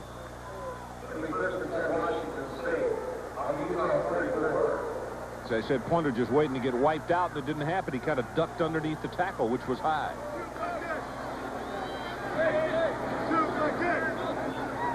Davis in motion out of your screen, and on the running play, right there, falls down as he tries to make the cut. Tonga was stepping right up into the hole and lost his footing. Ron, Mike Price, we were talking about him a couple plays ago, but he's got 1 year left on his contract at Washington State. As you see him walking there, he's done a great job with this program. He's well-liked. The players respect him. What Washington State needs to do is give him a long-term contract because timing's right for Washington State right now. They have a chance to make an impact in the Pac-10, but they have to keep Mike Price. Clock runs about to go under 12 minutes in the third. Play action by Bledsoe. He's going to go on top again, and he's got Bobo down there. In fact, he's got a couple of people. Sexsnyder also was open. Both had gotten behind, and it was overthrown. But what that play does is send a message, first of all, that they had two receivers. You're right, Ron. Two running scot-free in the end zone. Now watch the cushion on this next play. They'll be able to throw underneath the defensive backs on 3rd and 11 now because of the threat of the long ball. Third down on the line to make. They got to go just inside the 35. I don't care what happens in this game. Fred Whittingham has done a great job with his defense. The way he's matched up tonight of slowing down Drew Bledsoe in the second quarter. He needs the same kind of effort here in the second half.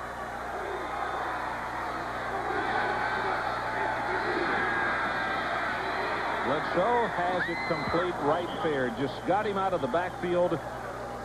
Utah got caught in a situation where they only rushed forward. If you're not going to put pressure on him, he'll do that to you all night, I think. Ron, what happened, too, on the play was they were shifting Sean Bay Wright Fair, the running back. They shifted him out as a wide receiver. And what Utah had to do was put Darren Castaigne, number 41, a linebacker on him. So they really had a mismatch on that. Here's where you know that they have a lot of respect for their offense and their defense, because they're going to go for it here on 4th and 4. As I mentioned, line to make just inside the 35. 4th down. Let's see. Got all the makings of a play-action pass. Now they're going to give it to Sean Bay. Right there, and I believe with that second effort, I don't know. Close. This could be real close. I think they stopped him. The Utes think they did. Mike Price doesn't like the spot, because I haven't seen the spot yet. No, they're not even measuring. They're giving it right away. Oh, Mike Price is hot. He knows the price is not right on that call. He did not like the spot on this, Ron. They went to the running play, pulled out Bob Garman, number 74, to lead. Let's see if we think he made it. See the red official coming in from the side has got the spot, and he's spotting him clearly short. Big play, Utah defense. Well, let's see if the Utes can do something with that. They're down 28-14 here in the 3rd. So the draw play. Trying to slow the rush down. Yep, that's Pierre Jones.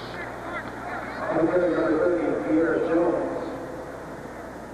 Ray Hall down at the bottom of the stack.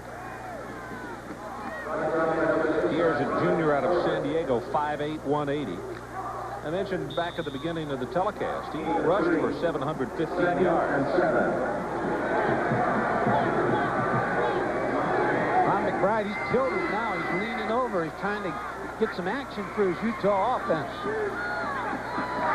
Comes the blitz. He goes up on top. And Lush, I think he lost the ball in the lights. He almost stopped running. And he had a step. Couldn't find it, and the reason he couldn't find it, he was jammed by the defensive back.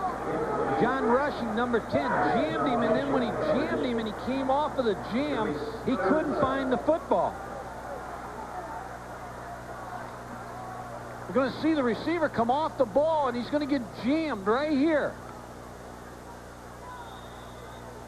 There's the jam, and then when he threw him off his route a little bit, now when he turned his head around, he just couldn't pick up the football. He had a big play, and Frank Dulce says, my gosh. 3rd down, and they need Or the something 45. like that, Ron. It was close. Over the middle, has it complete for the 1st down. Sean Williams at the 45-yard line. I talked, Ron, about Frank Dulce early. He's a tough competitor. I'm telling you, he's getting hit on every play, and he's getting the ball off. He's got such a pass rush on him from Andre Patterson's defensive line. And played good for 18 yards. Big 3rd down conversion for Utah.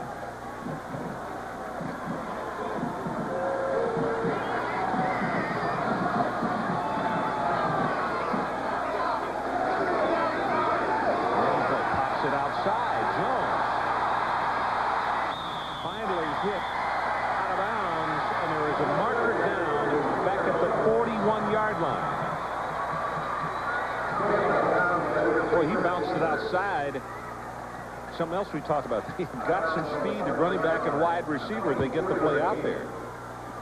That's 24 yards in the running play, but they're coming back, and it's going to be holding against Utah. Well, he got to the corner pretty easily, so it probably was on the tight end on the outside. Or Joe Welsh, number 87, the wide receiver, the way he's reacting, probably called on him. But you're right, Ron. Pierre Jones. Quicks. Holding, offense, 10-yard penalty, still 1st down.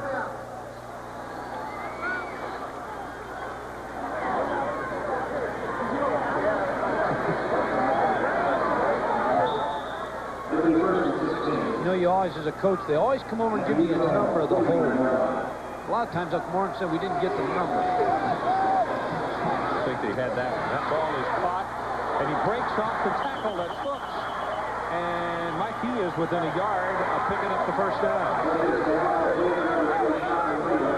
Torrey Hunter again, number 24, making the tackle, and Greg Hooks. Hunter's a good, solid football player. Always talking on the field. Lines up, talks the whole game.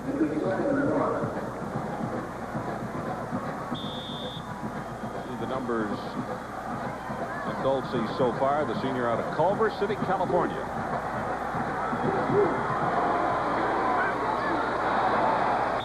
He slipped there. He's not going to get back to the line of scrimmage. Lurcher was there to cover him up, but it's now going to be a third down. He missed a handoff, Ron. He missed a handoff to the dive back. He was going to run a little counter dive. Just got out there a little slow and missed a handoff, so he just kept it on his own.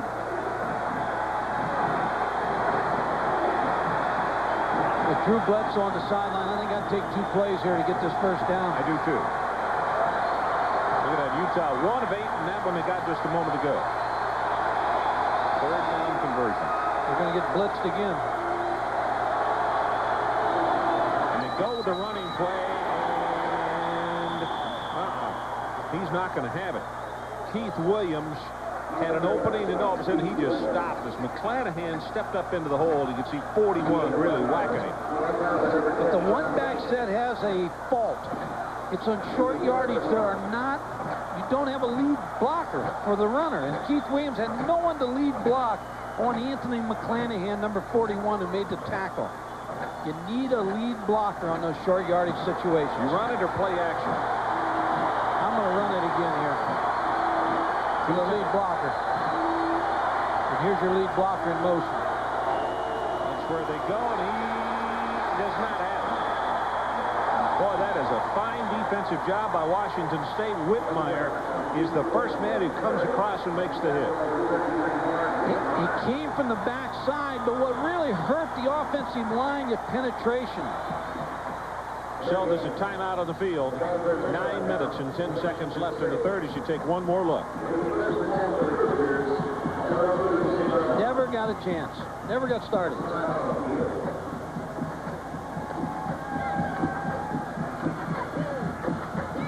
So we'll take a break. Washington State 28-14 and a very big fourth down stop. The Weiser Lock Copper Bowl, presented by Duracell, is brought to you in part by Thrifty Car Rental. For worldwide reservations, call 1-800-4CARS. And by Vlasic Pickles, the sandwich improvement you can do yourself. Well, it's a good look at the offense of Utah on the sidelines, and they know what kind of opportunity that they just let get by them as they're down by 14 points in the third. Bledsoe gets outside, reestablishes, throws it intercepted. Crawford just stepped right in front. Bad decision by Drew Bledsoe. And he's trying to get the ball over the outstretched arms of number 15, Cedric Crawford, but it wasn't even close. Now Utah needs to make something happen, Ron. You get a turnover like this. Can't let another good opportunity get by. You're right. Threw off his back foot on that last play, and if he has a fault, that's the fault he has. Because of the strength of his arm, a lot of times he'll throw off the back foot. Dolce on first down. Going to go downtown. Lutz has got it for the touchdown. Unbelievable. He took it away from him. It's going to be interesting, this call.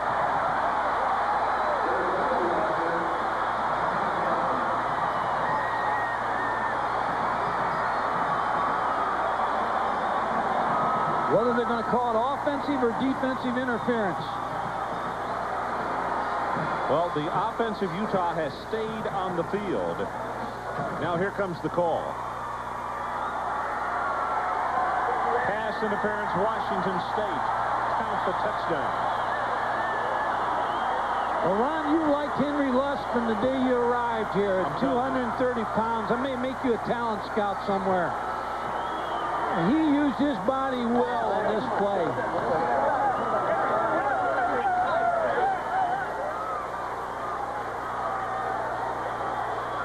Trying to make it a 7-point ball game. The turnover by Drew Bledsoe on the pass. What a big play. They came back with a home run ball. That's the kind of call I like. After a turnover, 50-yard line, go downtown with it. You're exactly right. Jurgensen tries to make it 21 points for Utah.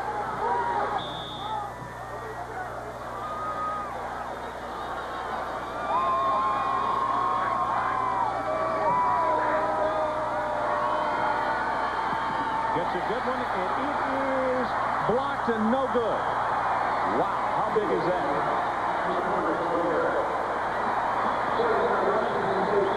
It forces you to a two-point play the next time you score. Watch Henry Lusk, number 9. Frank Dulce knows he's got man-for-man coverage, avoids the sack, just puts some air under the football. But the key is the end of this play. Henry Lusk just uses his 6'1", 230-pound body against the 6', 180-pound Mobley, number 8, to make the play. Here's Henry Lusk on a streak. He's against Mobley, number 8. Now watch him use his body. He just kind of shields him with the arm a little bit, and now gets his body in there and then steals the football. Great catch by Henry Lusk. Takes it in for the touchdown, and it is 28-20. Torrey Hunter, we are told, got the block of the extra point. Hunter is another one that has had an outstanding ball game, but that one could be huge before the night's over, huh? Well, it forces you into a two-point play after the next score. Now there's going to be a penalty on the kickoff. Now, Ron, here's what if I was back in coaching, if I ever was in this situation to have the ball on the 50-yard line, if I'm going to onside kick, now's the time. Rather than kicking it out of the stadium and showing the kicker's leg, you onside kick here, the worst you're going to be off is in the 40, 35-yard range, or pooch the kick and try to force them to fair catch it. At least try to get it down inside to 20. But I don't like kicking the ball in the end zone here. I wouldn't do it again. I'd practice this where I'm going to use my onside kick or pooch kick here by my kickoff man. I agree with you. In fact, the pooch kick, and you kick it away from the deep man, that's a lot of distance to get in a hurry. And if they make a mistake, you got a chance at the football.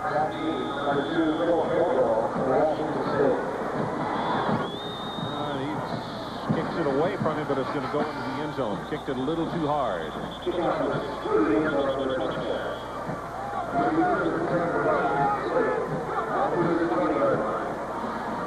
Well, let's see if Bledsoe now can right himself after the interception, and then one play, and Utah comes back and scores.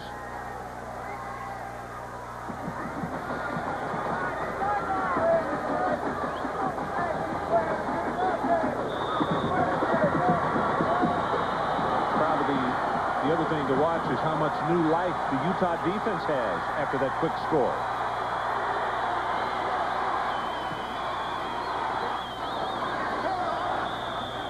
They will give him completion at the 26, C.J. Davis.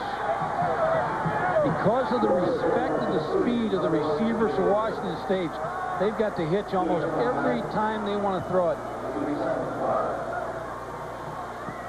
Well, that's the new single-season record, 3,100. 3,100 yards. And Jack Thompson, the man that we had on at the very beginning of the telecast, that's his record that was just broken for throwing some over. Right there, banged hard at the line of scrimmage. And now here comes a late flag. Where did that come from? It's over on the bench. It looked like it came from the bench area. Tonga, it makes the tackle, and let's get the call. Illegal procedure. Again, Mike, what happened is, I think the line judge threw it. He threw it back over his head. It went back into the Washington State bench, and one of the kids threw it back. Well, that's the reason it came from over there. Not only a bad thing when they throw the flag on you, but they hit you with them. We're talking about Jack Thompson. I was at Cincinnati, at the University of Cincinnati. He was with the Bengals, and never have I met a finer gentleman or a finer representative of the school, Washington State, or the Cincinnati Bengals, Tampa Bay Buccaneers than Jack Thompson. And I know he's proud for Drew Bledsoe. Yeah, Jack's really, you're right, he's a good one. Right there in motion, it's third down. They need the 30-yard line. Pressure is on, gets it away, incomplete, and finally they got pressure on Bledsoe, This time, Chaters is the man after him, and they will have to punt it away to Utah. Ron, I give all the credit to Freddie Whittingham, the defensive coordinator, of scheming the defense to try to get some people free. Drew Bledsoe hasn't had the type of pressure on him that Frank Dulce has. But here you see, finally they made him rush the throw with Dave Chaters, number 47, the defensive tackle, getting through free. Johnston to punt, and it's Sean Williams who is back deep.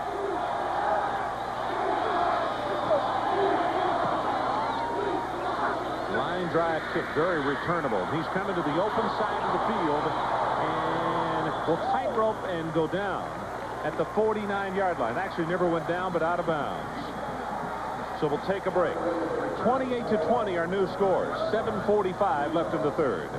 Well, it's interesting as you see the back of Shaw, one of the defensive players, standing on the sideline. And Mike, they feel it. Now they've made a big stop right here. 2 stops in a row. They want to see the offense equal what they've done. Little counterplay. Oh, what a stick at the line of scrimmage.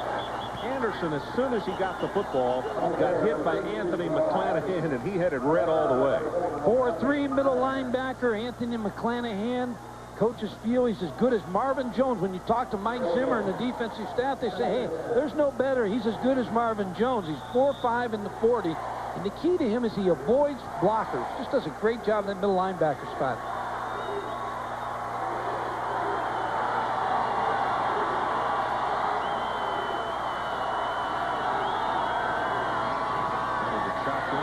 Over the middle, has it complete, looks for some place to run, does hooks, and there is nothing there. It's going to be a 3rd down and long. McClanahan again. And let's get an update from Adrian Karsten. Ron, I'm looking over the shoulders of the Utah offensive coaches here. Now, if I'm reading this right, here's the situation. In this passing situation on this play, when you see a man-to-man coverage, that's their primary receiver. If he's going to be open and they figure that's the man they can beat in the defensive backfield of Washington State, that's the one they're going for. Well, they get single coverage with Welch, who is at the top of the screen. He is a burner as well. He doesn't play as much, but buddy, he can run. Dumps it out and got a man wide open. That's Jones, and he will be tackled at the 31-yard line. Somebody blew a coverage there. Sometimes when you give your quarterback time to throw, and he had time on this play, just watch Frank Dulce here. Look the field, just eye everything out. Then the back is going to come out of the backfield late. Has time, looks to the left, looks off, and then is able to come back to the backside to find Pierre Jones, number 30. Todd Jensen makes the play. If Sean Williams had known that Jensen was coming up behind and had thrown the block, he might have scored the touchdown.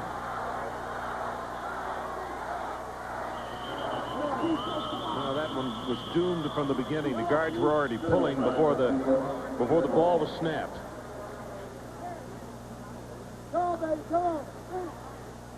Ron, when you have a bowl game and you have since November 21st to prepare, they have all 11 game films, and I'm talking to the offensive coaches at Utah. They said they went back and looked and took little pieces of film. Some of the things they're running offensively tonight, they took off Stanford and Bill Walsh and what they did against Washington State. They took all the films, took a little bit of each film, and then put a game plan together tonight against Washington State, and added some things from Stanford and some other schools. 28-20 our score. Washington State, who we've just gone under 6 minutes in the third.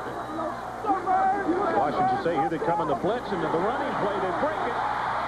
Williams is free inside the 10. It's 1st and goal, Utah. Boy, they caught him with the right ball at the right time. Well, they had the blitz, and when you can pop a back like Keith Williams through the blitz, all of a sudden you're going to see him pop out of here. Just with quick speed to the left side, you see the blitz coming. The linebacker underran it. Anthony McClanahan just missed the play, and Keith Williams with a good run up the middle. That'll keep you honest on blitzing situations. 1st down and goal. The ball is just outside the 8-yard line. They like to fade down here to the inside receiver. But they go with Pierre Jones in the running play right up the middle, and he will score. Now they have to go 2, Ron, because of the blocked extra point. You see the coaches keeping the kicking team off to the side.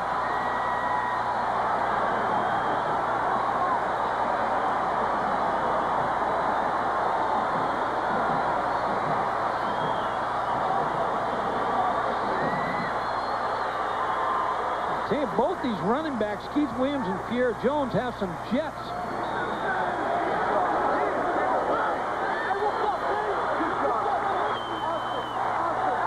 They'll go for two. The ball shaded just toward the left hash mark. Brown, they're going to shift out of here to try to confuse Washington State because they play man coverage. You try to get somebody free to the right side.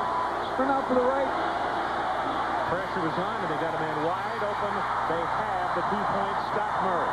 And the reason he's wide open, they never throw to their tight end. They've only completed 8 passes all year to their tight end. Well, the key was that they shifted, and they confused Washington State. Rolled out to the right and threw back to the left side. Because of the man coverage and the shift, it happened so quick that they just lost sight of that receiver. So let's take a break. 5:25 left in the third. Can you believe it? We are tied. The Weiser-Lock Copper Bowl in Tucson. 21-0. Washington State led this ball game, and look at it now. 5:25 left in the third quarter. As the ball had just blown off the tee, and Brian Albel will have to go back up and re-tee it. That's Mike Zimmer, the defensive coordinator. I'm sure he's talking about that shift on the last play that really confused his defense. That was on the 2-point conversion as they threw to the tight end, Scott Murray, and got the 2. Short kick taken at the 25, and he slipped down. Play has continued, and now to the play, but they'll give him to the 30-yard line. That was Shane Dela Cruz who picked up the short kick. You know, there was a scene there, a picture just before we went to break where Mike Price had a smile on his face, and he looked at Drew Bledsoe, and I'm sure what he was saying, and Drew, this is the kind of game we want. Look at these numbers in the second half, Mike. Dulce, 5 of 8, 102 yards and a touchdown. Bledsoe, 3 of 6, 30 yards and an interception. Well, I like the competitiveness in Dulce, and I also like Drew Bledsoe. We got a game tonight with 2 outstanding quarterbacks. Right there. Turns the corner. Is at the 40 and will be bumped out of bounds just across there. Mark Swanson defensively for Utah. Clarence Williams, number 98, with a good block on the corner, which allowed Sean Bay right fair to get outside.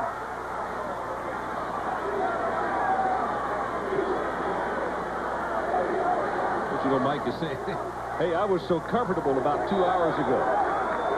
Had the 21-point lead, and all of a sudden, pow. This man's football team came back and tied him up. It's Davis in motion to the bottom of your screen, but they go with right there, and he's banged hard at the line of scrimmage by Peter Tonga. That should be enough for the first down, though, from where they had spotted it. There's Fred Whittingham, the defensive coordinator. From 1973 to 81, he was a defensive coordinator at BYU. He played linebacker in the pros with the Rams, the Cowboys, the Eagles, the Saints, and he gives that same kind of linebacker style of coaching.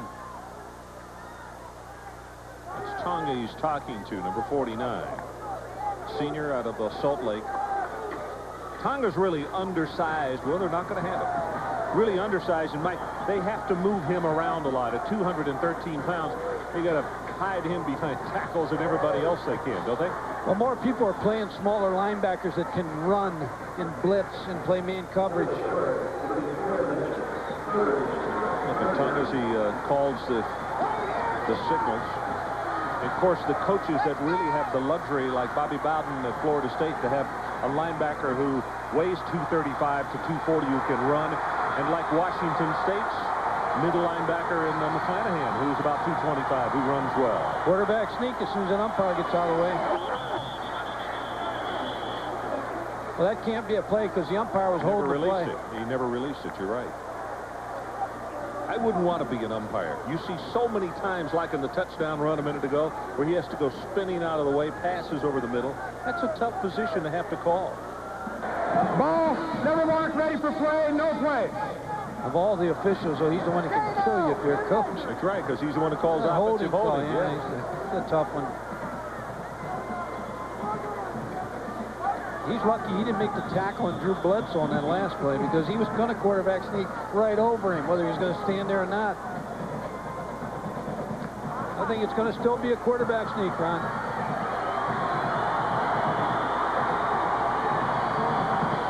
Well, there was movement by Washington State and movement by Utah. So Conrad Hemiskern is going to get the call here.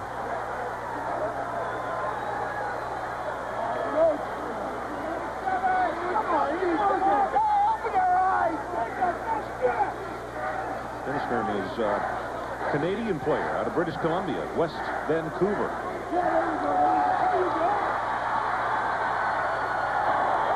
Good ball. False start. Offense.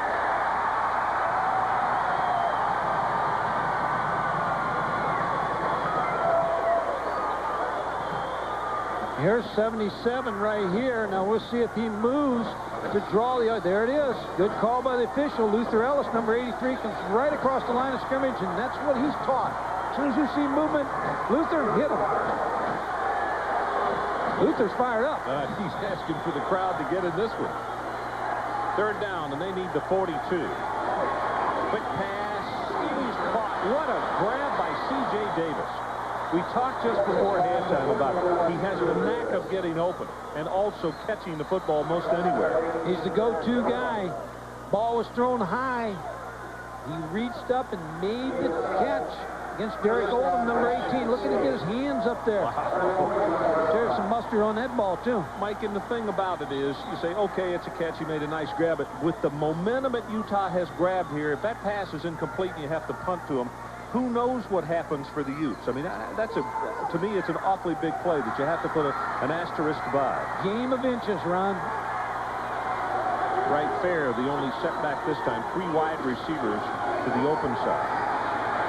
Flag is down, deep over the middle, and that is dropped. Should have been intercepted by Derek Oldham. Derek can't believe it. There's going to be a holding call back here, but Derek Oldham had an interception that would have changed this football. Dropped the interception, but they'll still pick up the hold. And this tells you one thing. There were no holding calls in that first. Well, I guess we did have one, but it means that Utah is causing that offensive front of Washington State some concern, which they didn't really in the first 30. They're moving around a little bit more on defense. Adrian talked about it at halftime. That was a strategy to move around a little bit more on defense.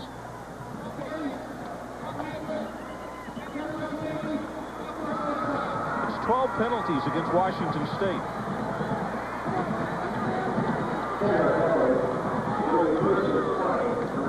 That's a concern when you have a long layoff.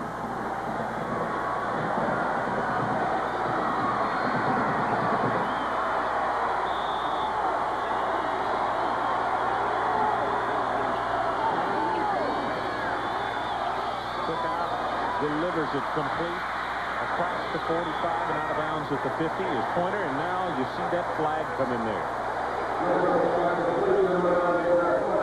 What makes that play, Ron, is the fact that the gun that Drew Bledsoe has on the quick hitch. You're throwing from the middle of the field all the way over past the numbers. That's a long throw for a college quarterback, and he just got so much on it. He gets out there so quick.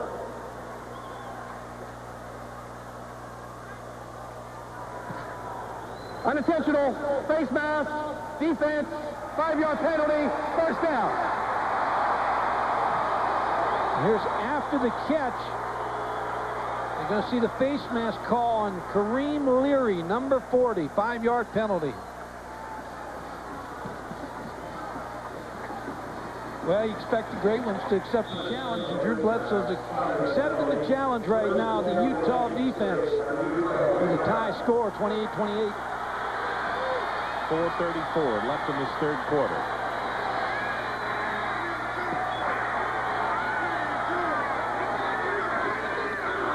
Well, there's that reverse that they ran early. Bobo starts to slide, not quite enough for the first down, but it's a gain of around 8. Reggie Alston is there to finally make the stop. That's the play that they ran on the opening sequence. Make it the right fair and get Bobo coming around.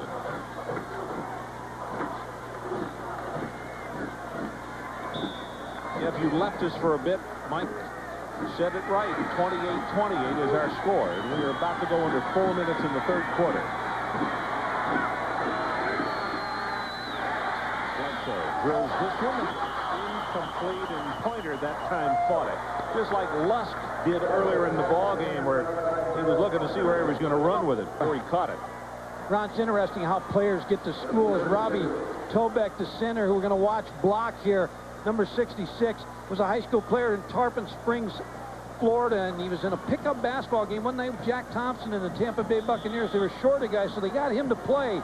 And he didn't have film from his football team, so Jack filmed him dunking the basketball, sent it to Dennis Erickson, who was at Washington State, and they turned him down. He went to Liberty University, then he got him to junior college, and finally got him to his alma mater. Long way there, but he made it.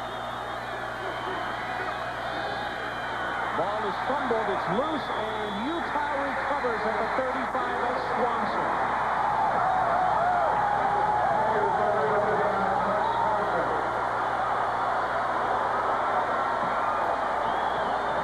You see the excitement on the sideline from Ron McBride. I mean, that's the excitement he's instilled in his program, in his kids. I still go back to that interview that Adrian did in halftime. He said, we can beat this team. And that's the thing that he sold his team on at halftime. He is an excitable guy. He's a player's coach. I tell you, they like playing for him. So the ball at the 35-yard line. That's the third turnover in the ball game. 2 fumbles and 1 interception committed by Washington State. Dolce, good protection. Ball is delivered, and I'm not so sure he didn't just throw that one away. There was not much there as Bush again was coming with some heavy pressure. You were with me yesterday when Dan Henson was talking about Frank Dolce. He came from California, and he said in spring practice one day it started snowing, and he said Frank Dolce just started looking up at the sky. He'd never seen snow before, and he said just blew his mind. Well, it was a spring game. Yeah. He said he had a horrible game because he kept standing there staring into the sky. I've never seen that stuff. Never seen snow, and he's not going to see the rain you predicted tonight either. No, I didn't predict it, Mike. The weather guy did. Run and play. A little slow to get developed in that very quick pursuit. Defense by Washington State, led by Mobley. There to hit Williams and make the play. You think the weatherman you talked to was Willard Scott's relative? Now you got to get personal, huh? No, I like Willard. If Willard says it's going to rain, usually rains. There's other guys that say it's going to rain, doesn't rain. Williams, 11 carries, 115 yards, and has a touchdown. Third down, and they need the 45.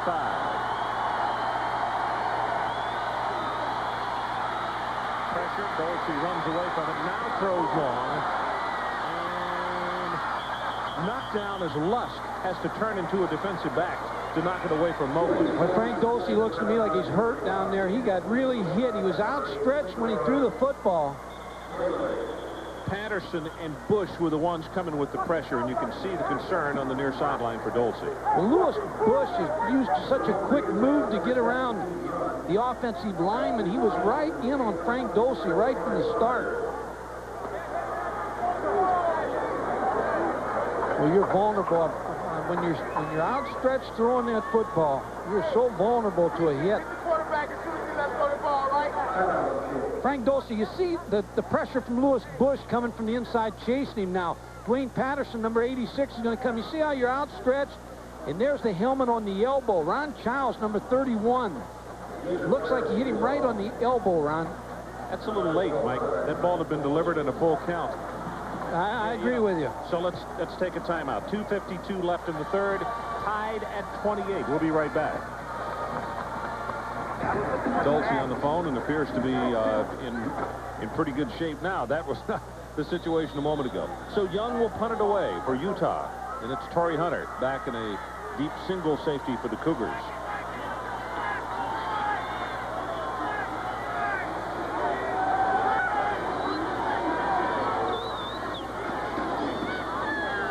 Cougars got the return on.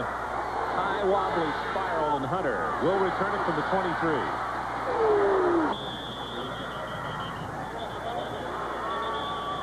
There is a flag down. That's a 41-yard punt. As soon as we find out what the flag is about, we'll show you in the replay what happened to Dolce on that play.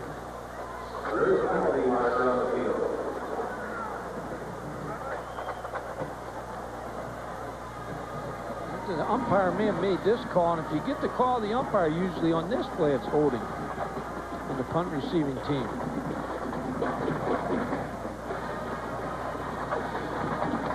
Tied at 28. That's our score. 2:41 left in the third quarter.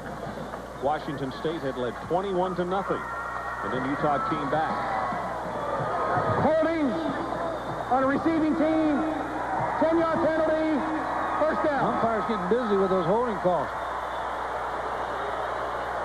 Watch now Frank Dulce, but watch the rush of Lewis Bush. He's the one who really creates havoc on this play from the outside, number 48.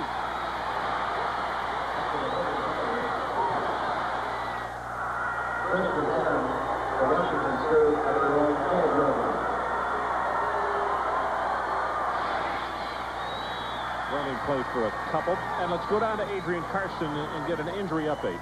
Adrian? Ron, collective sigh of relief went up on the Utah bench here when we found out that Dulce just had the wind knocked out of him, and actually a wink of his eye and twist of his head soon gave the bench here that they had nothing to dread, so he should be back in shortly.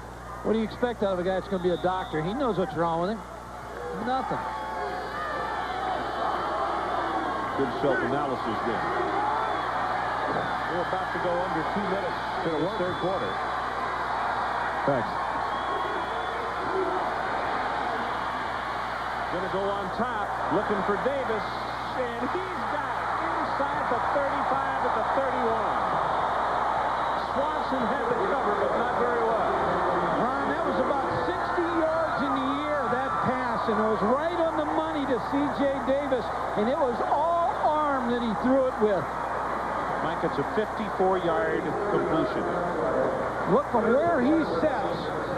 When he throws this football, this is all arm because you see his left foot, he was stepping away from the target. So this was all arm that he threw this football. Derek Oldham on coverage. He's in pretty good shape. This ball just can't be thrown any better. C.J. Davis just adjusts to the football. Mark that one down as a big play with 1:46 in the third quarter. Well, that's for sure. Davis, we commented several times, has got that knack of getting open.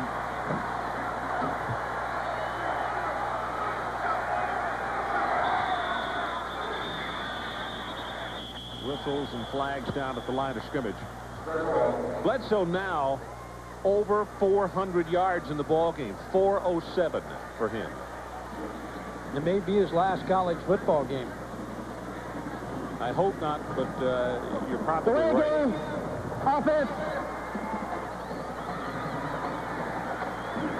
Penalty against Washington State.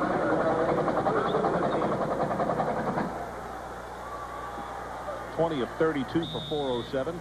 2 touchdowns and 1 interception.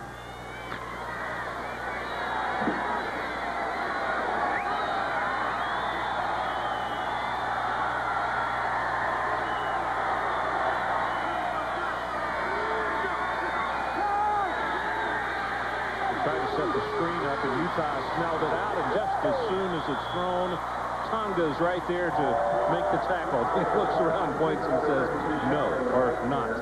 That's one where you try to throw that in the ground and throw it away and not take the loss that you take when Peter Tonga makes the tackle, number 49. So they lose more yardage, and now it's going to be a second down. The ball at the 40, and they need it down to the 21-yard line for the first down. We've gone under 1 minute to play third quarter. Well, let's keep our eye on C.J. Davis again, number 1, and number 9, Darren Pointer.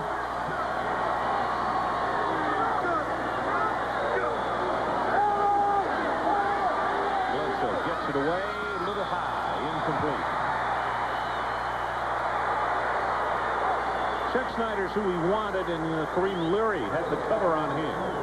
Ron, I'll tell you who was wide open on that play was Clarence Williams, number 98, the tight end. I'd look now, if I was upstairs scouting or coaching, and you're talking back and forth, I'm sure the coach up here for Washington State in the booth is going to say, hey, Clarence Williams was wide open on that play. You see, he went back to Drew Bledsoe. I mean, there was no one on him. They'll come back to that formation. Of course, Clarence Williams is going off the field now. That announcement was to tell the Utah team to get back. They were a little close on the field as they have come back to tie this football game. That bench has been very active, but they keep inching a little closer and a little closer. Third down. Coming back to the same formation. Maybe they'll go tight in here. That's Bobo. Cuts back in against the grain. Oh, good heavens, what a hit. Wow. Hestain just almost took his shoulder pads off.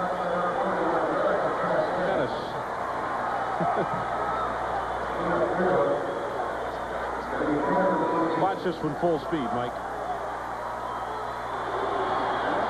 All right, Bobo makes the catch. Now, he's going to come back into the middle of the field. And there's a 41 waiting right there. Woo.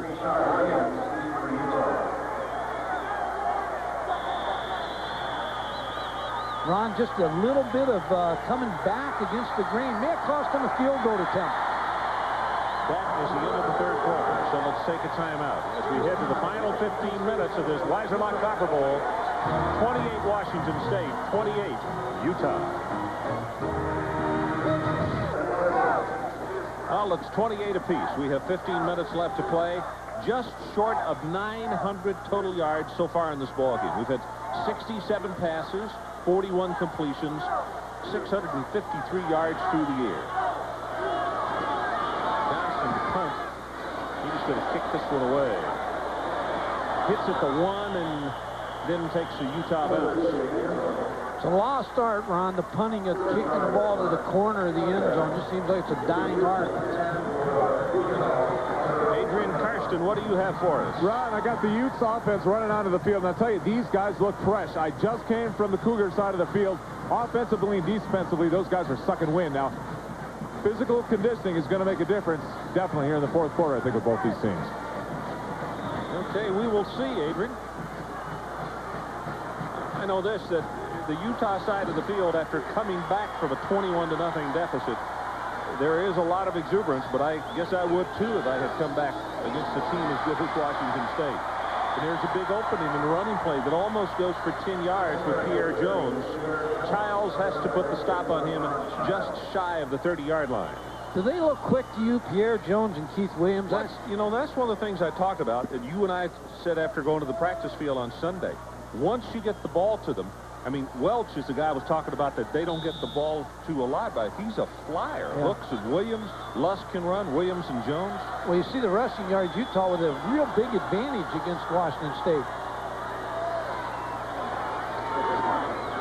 Running play, they almost collided. Pierre Jones, and after the play, away from the screen, Dulce clapped his hands as if to say he was upset with himself. He's kind of got in the way of the running play there, slowed it down. He bumped him. I'm just thinking of this speed factor, and I know I talked to Ron McBride, and he said when you practiced Salt Lake City, they didn't have an indoor facility, and it was like practicing on concrete, so maybe the feel of the grass is just the speediness of the running backs has been very impressive for Utah.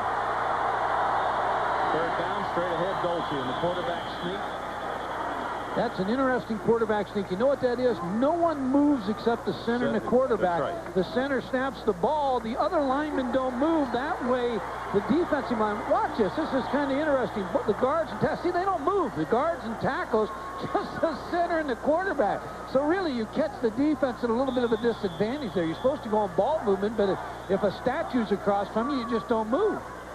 Hey, pretty good play. What a wordsmith, Guthrie. Statue? All of that. That's impressive. That's an impressive play. We're going to do a little reverse here. Sean Williams, and he slips down trying to make the cut. Let me say this about the grounds people here at Tucson. You cannot imagine how much rain has fallen the last few days, and it's dry tonight. But we have had some slips, but they still have done a marvelous job with this field. The conditions just could have been miserable. Adrian Karsten, let's get another update from you. Ron, you're right. The conditions could have been miserable. I'm in the very same spot I was earlier on. I'll tell you more about the turf right after this play. Adrian's using some big words, too. Miserable.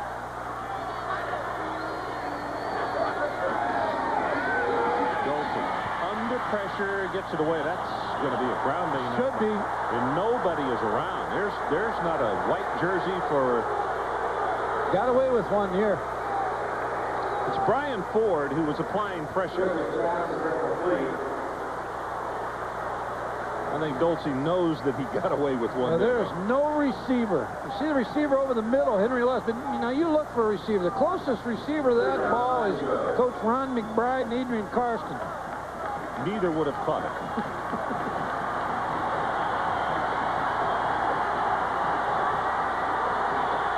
Third down, and the line to make is the 40.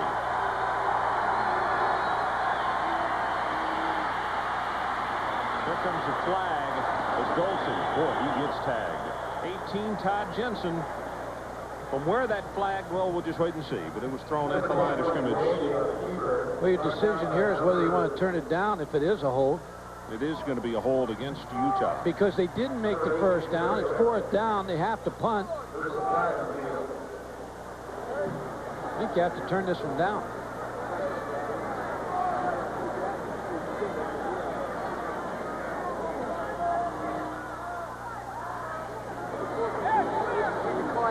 Holding. Offense. Decline. Fourth down. Now you force him to punt anyway. Good call by Mike Price. So Steve Young will come on to kick it away. And we'll see if it's going to be Torrey Hunter. Yep, it will be. The only thing that could hurt you here, Ron, is if you're over-aggressive on the punt block team, jump offside, because it is less than 5 yards, so you have to be very cautious of that.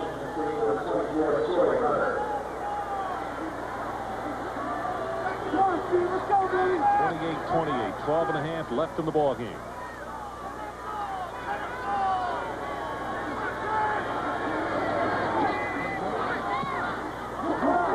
Boy, he picked a dandy time to kick this one. Hunter's going to have to retreat and fall down at the 3-yard line. Good heavens. 52 yards in the punt. Let's take a break. 12-19 left in the game. We'll be right back. The Weiserlock Copper Bowl, presented by Duracell, is brought to you by Weiserlock, America's home security system since 1904. Well, it's a good look at Arizona Stadium, home of the Weiserlock Copper Bowl.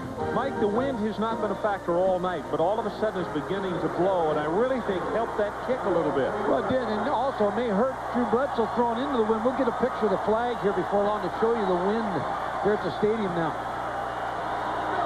Davis in motion, but they'll go straight ahead with the running play, and right there bounces it outside. Finally stopped up close to the 20-yard line. Well, you talk about a play where you want to get away from your own end zone. How big is that one? Well, he makes you miss tackles, and that's the key to Shambe right there. Ran it back to the short side of the field. They had formation to the open side. There's the flag right there, and it is Old Glory beginning to wave a little bit. And it really has been very still tonight. Well, it's in the face of Drew Bledsoe. Tell you, as strong as his arm is, doesn't matter. Make any difference, though, do you? It's like a little breeze into a cannon. That play is going to be whistled down as ball wasn't snapped as everybody else started to move, so they'll have to take a walk back. And Adrian, let's get a report from you on the elements. Ron, you're talking about that wind. That actually may help to dry out the field. Now, we've been talking tonight about how well this field holds up under all the moisture, but imagine a sponge and how saturated a sponge gets. It just won't hold any more water. Now, if you look at Hunter's combination of his momentum and the fact that this end of the field in this end zone where I'm standing now, the same place where he fielded the ball, has really become saturated. It's almost like oozing up the water now in the end zone. Both receivers for the Utah Utes and for the Cougars have been complaining about the footing out here. Well, that's the 15th penalty against Washington State. Short drop, look in pass, and it's Bobo at the 30-yard line, caught for the ankles and stopped. And it was Lambert who got a hand on it to bring him down. Looked like they didn't cover him. He was the uncovered receiver. Philip Bobo's a converted running back. Best runner after he catches the football on this team. A new single-game record, 422 yards. And for Bobo, that's 6 catches for him, 198 yards, and he has 2 touchdowns back in the first half.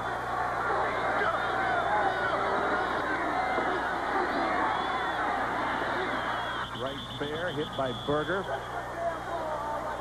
slammed back at the 35-yard line.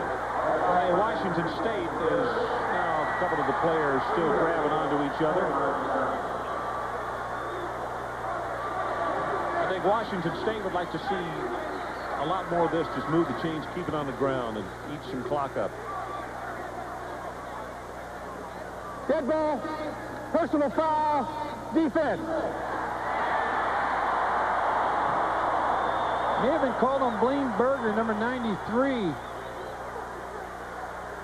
Let's see what they... Wow, see, it's always the second guy, Ron. See the punch first by Sean Bay right fair to the face mask, and then they caught Berger second.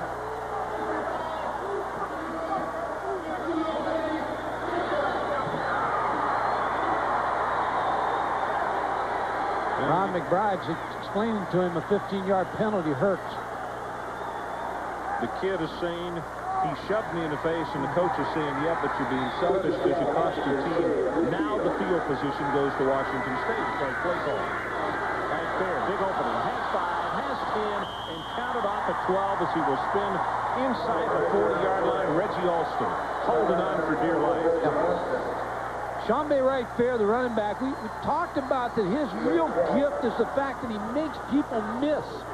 Just gets the trap play, and now just avoids the tackle by number 47, Dave Chaters, and then just works up the field, just continually spins and gains yardage. Mike, you see him trying to strip it from him, and he's got both hands on it, making sure that he secures it.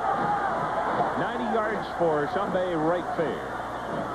Tied at 28 are scored. You see the blitz from Utah and spinning out. Going to go on top. Davis just overthrown. Boy, he had him out there. C.J. Davis open again, Ron. Tobin with a good job of blocking on the play.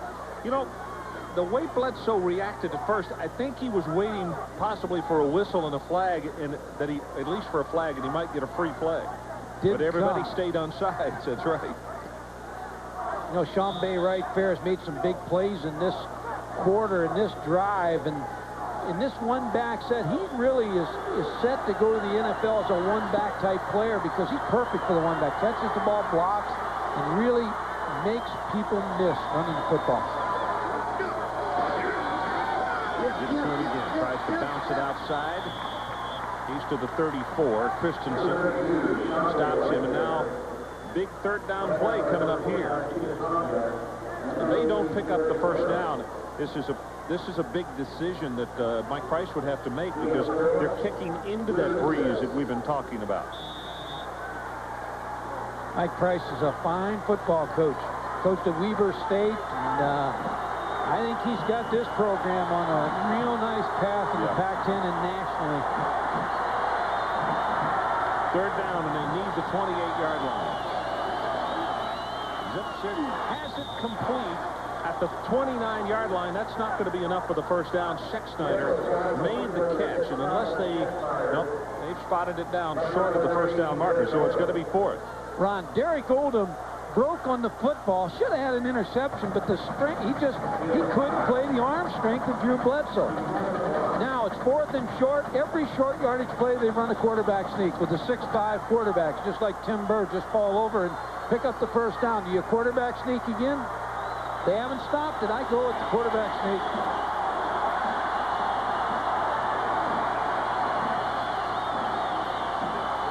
Yep, they do it again, and they pick up the first down again. Garman is the man that he ran behind that time.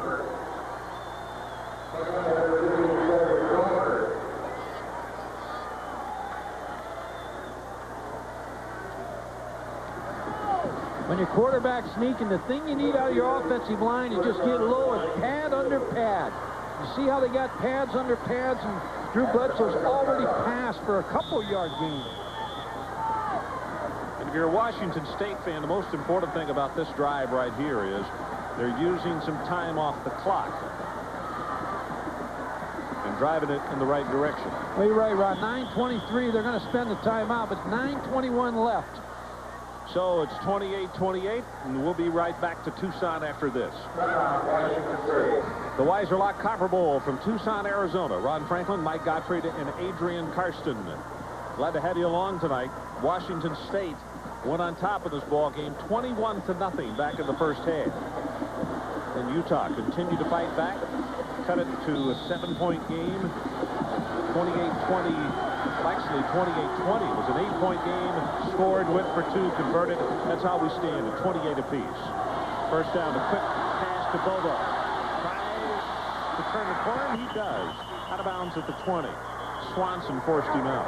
Ron, that's that uncovered receiver rule when you have 3 receivers out there and there's no one head up on Philip Bobo. Drew Bledsoe just picks the ball on the snap and just throws out there. And you see Philip Bobo 7 receptions for 205 yards and 2 touchdowns. Inside the 20, Drew Bledsoe likes to get the ball to C.J. Davis and Sean Bay right fair. So let's keep our eye on both those players down here inside the 20-yard line. Second down.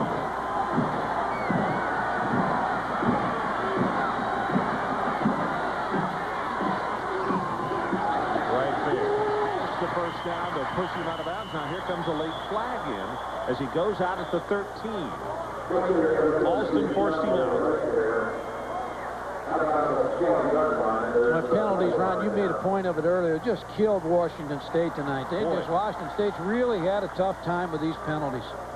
Mike's just got to be really disappointed in the fact that, you know, that it's just that much ground that you've already conquered that you have to take again.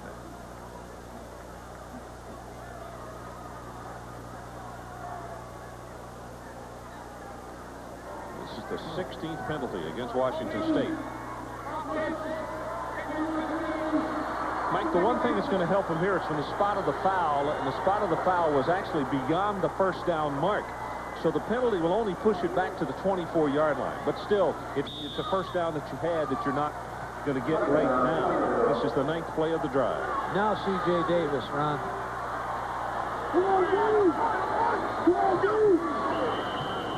Movement on the line of scrimmage.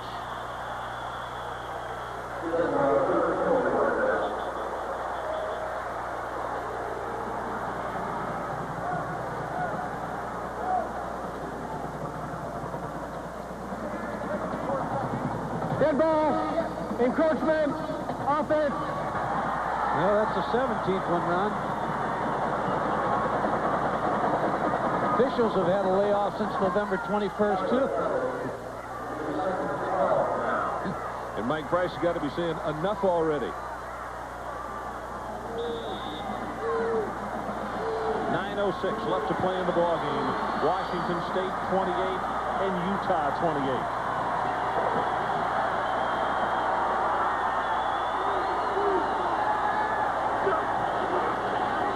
Blitz coming up the middle and set the screen to the tight end Carolyn, and that is a fine defensive play to stop him short of the 25-yard line by Peter Tonga. Peter Tonga read the screen right off of the bat. It was a screen to the tight end, Brett Carolyn, number 89, and Peter Tonga has played the screen perfect tonight. Mike, right here, even if they don't pick up the first down, they've got to pick up at least 5 yards, because with the wind blowing, you're still going to be talking about a field goal of 40 or maybe 40 plus, which is a pretty good boot right now. You're right. The one play that Utah has not stopped is the hitch route to the outside. Blitz coming up the middle again. They deliver the pass, and right there tries to break the tackle, loses the ball, and has to backtrack to make the recovery. Utah says they recovered, but they did not. But this field goal attempt, if they go for it, is going to be a 42 yards into the wind. Little hitch pass to Sean Bay right fair. Leary wrapped him up, Mike. Yeah, number 32. They just ran the 5-yard hitch. Utah's had trouble with it all night. So Aaron Price, and they're going to spot this one down just beyond the 32-yard line from the right hash mark. Longest one for Price, 52 yards. Down, he's got the distance, and it is no good. Off to the right. Ron, you made a point of the wind and the fact that they didn't pick up the yardage that they needed to set up the field goal. Of course, it was on the right hash also. So there's a break in the action. 7:42 left to play. We're still tied. We'll be right back to Tucson. Aaron Price on the sideline, who just missed the field goal attempt. And watch what happens, Mike. Just enough of slippage that did this cause him to yank it a bit. See that plant foot slides just a tad.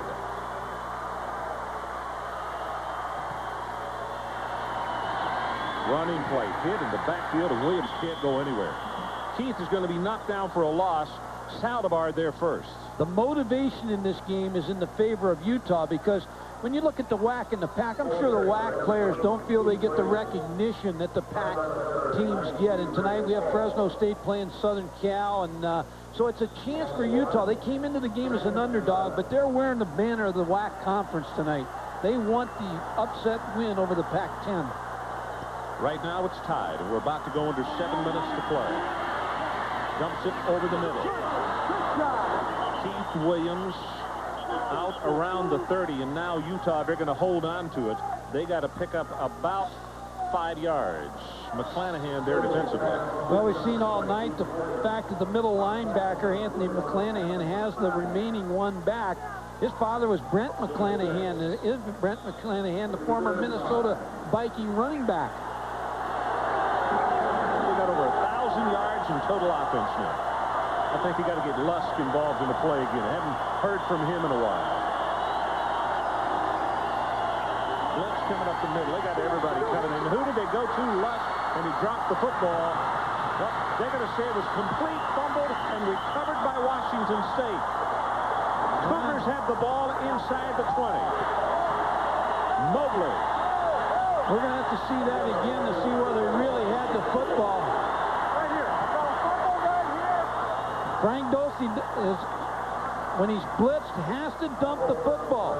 Throws it to Henry Lusk. Now, did he have control of it? He did. That's a Ball good was stripped by John Rushing, number 10. And then Senghor Mobley, number 8, picks the football up, and he drops it out of bounds. Big turnover. Big turnover for Washington State. Bang, bang play, and the officials making the right call. Very good one. First Utah turnover. Is that right? Come on. Yep. On the night. Washington State from just outside the 21. Bledsoe looking, got it complete. First and goal inside the 10-yard line. That's Schexnayder. The most impressive thing about Drew Bledsoe tonight has been the arm strength, the way he can throw the football. I mean, he throws the post, he throws the out, he throws the hitch, he throws the short passes with touch. He just got so much strength in his arm, and when they say he matches Troy Aikman or John Elway in arm strength, he's just very impressive as a quarterback.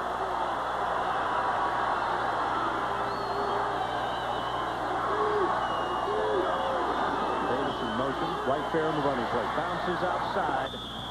Cannot get by the first tackler, and then the help is there. They'll keep the clock running at the 5 as Derek Odom makes the defensive play. Clock runs with 5:45 to play in the ball game. Well, that's a big tackle, Ron, because when you get Sean Bay right fair in the open, Derek Odom has to make that tackle or it's a touchdown, and he was able to bring him down one-on-one. 5:32 left on the clock, Ron, here in the fourth quarter. 28-28.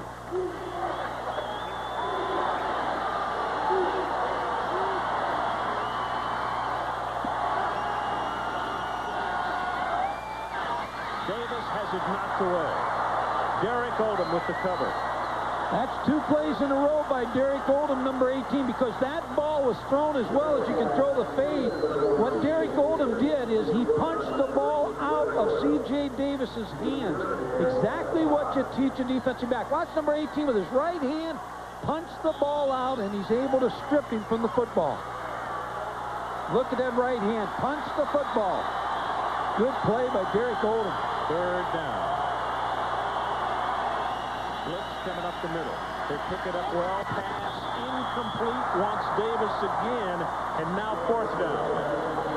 Now, Ron, you mentioned a good point now. It's got to be in the mind of the kickers. You know, they've had problem with the plant foot. Now, Mike Price's kicker's his son, Aaron, so he probably put his shoulder arm around him and says, son, let's go out there and kick this field goal now. So, Dad, you and Mom and all the family can go home and have a happy evening here. Well, his dad just threw his cap on the sideline. He's got a 22-yard attempt, and this is a pretty tough angle right here.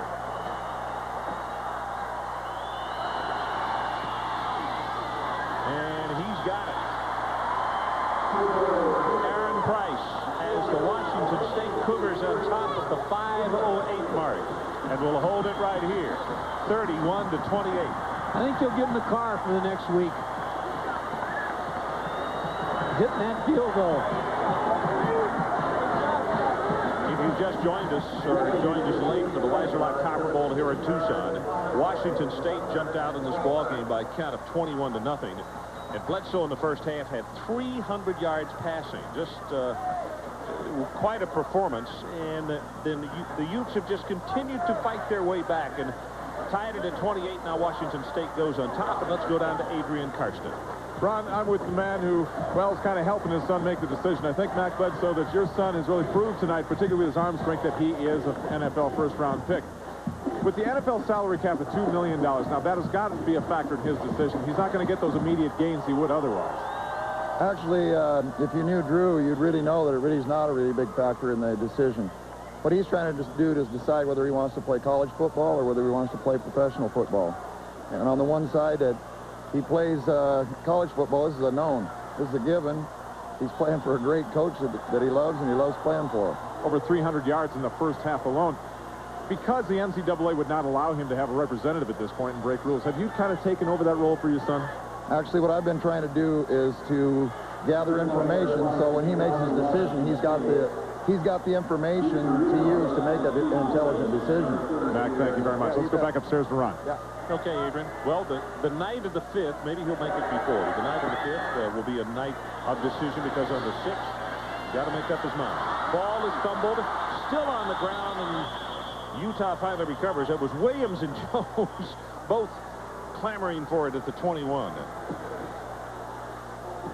Well, we've talked a lot about Bledsoe tonight, but this young fella right here has shown us just a ton of heart as well. Has he? He's got a lot of heart, I'll tell you what. He's carried the banner for Utah tonight. He's had an excellent game at quarterback for the Utah team, and 19 of 33, 245 yards and 2 touchdowns. And great decisions all evening.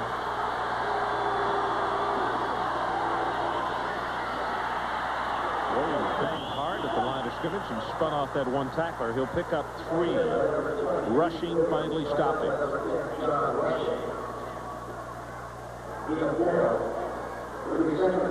Well, this is a typical game for Utah on the WAC. A lot of points, close finish. They're used to it. Of course, Ron McBride, the head coach, has turned this program around.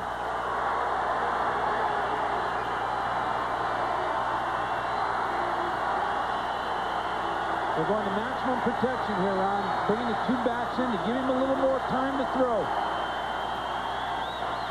He's going to go on top.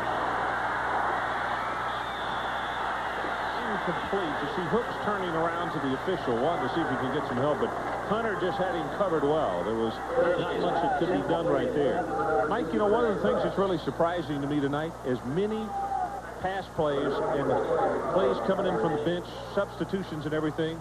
We haven't had one delay of game penalty, have we? No, we haven't. Both these surprising.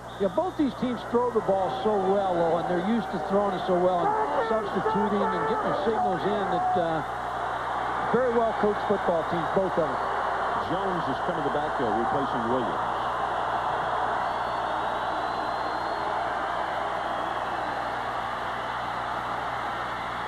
Both still going. They're going to go on top again. They're looking, and it is caught by Williams. Sean Williams, 15 at the 10. It is 1st and goal, Utah. Well, Ron,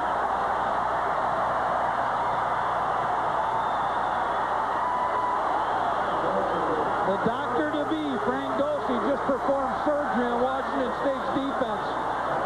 He was smart. He bought some time. for his receiver, Sean Williams, to get open. There you see Singor Mobley, number 8, who just let him get behind him. But Frank Dosey makes this play. Watch him duck under the sack, first of all. There's a little duck, avoids the sack. Now he breaks to the right side. Now he's getting ready to perform surgery. Throws the deep ball to Sean Williams, who adjusts. Now watch the cutback here by Sean Williams. A good move. Washington State runs him down at the 5. Boy, look at the speed in that secondary coming from behind. Rushing got him. Mobley just got turned around. That's a 70-yard play. Ron, he's so calm and cool. If I ever need an operation, I'm going to see him. Of course, he'll probably be an animal doctor or something. We may send you, Mike.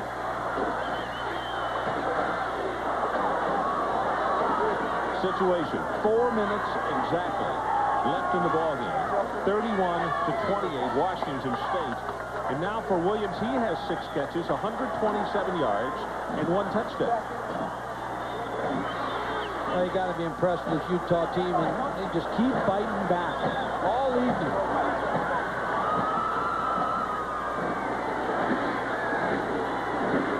Washington State dominated early, and I mean dominated. They just, whatever they wanted to do, they pulled the trigger in that direction, and it worked.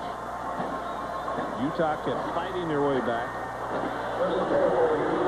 And right now, they have a 1st and goal just outside the 5.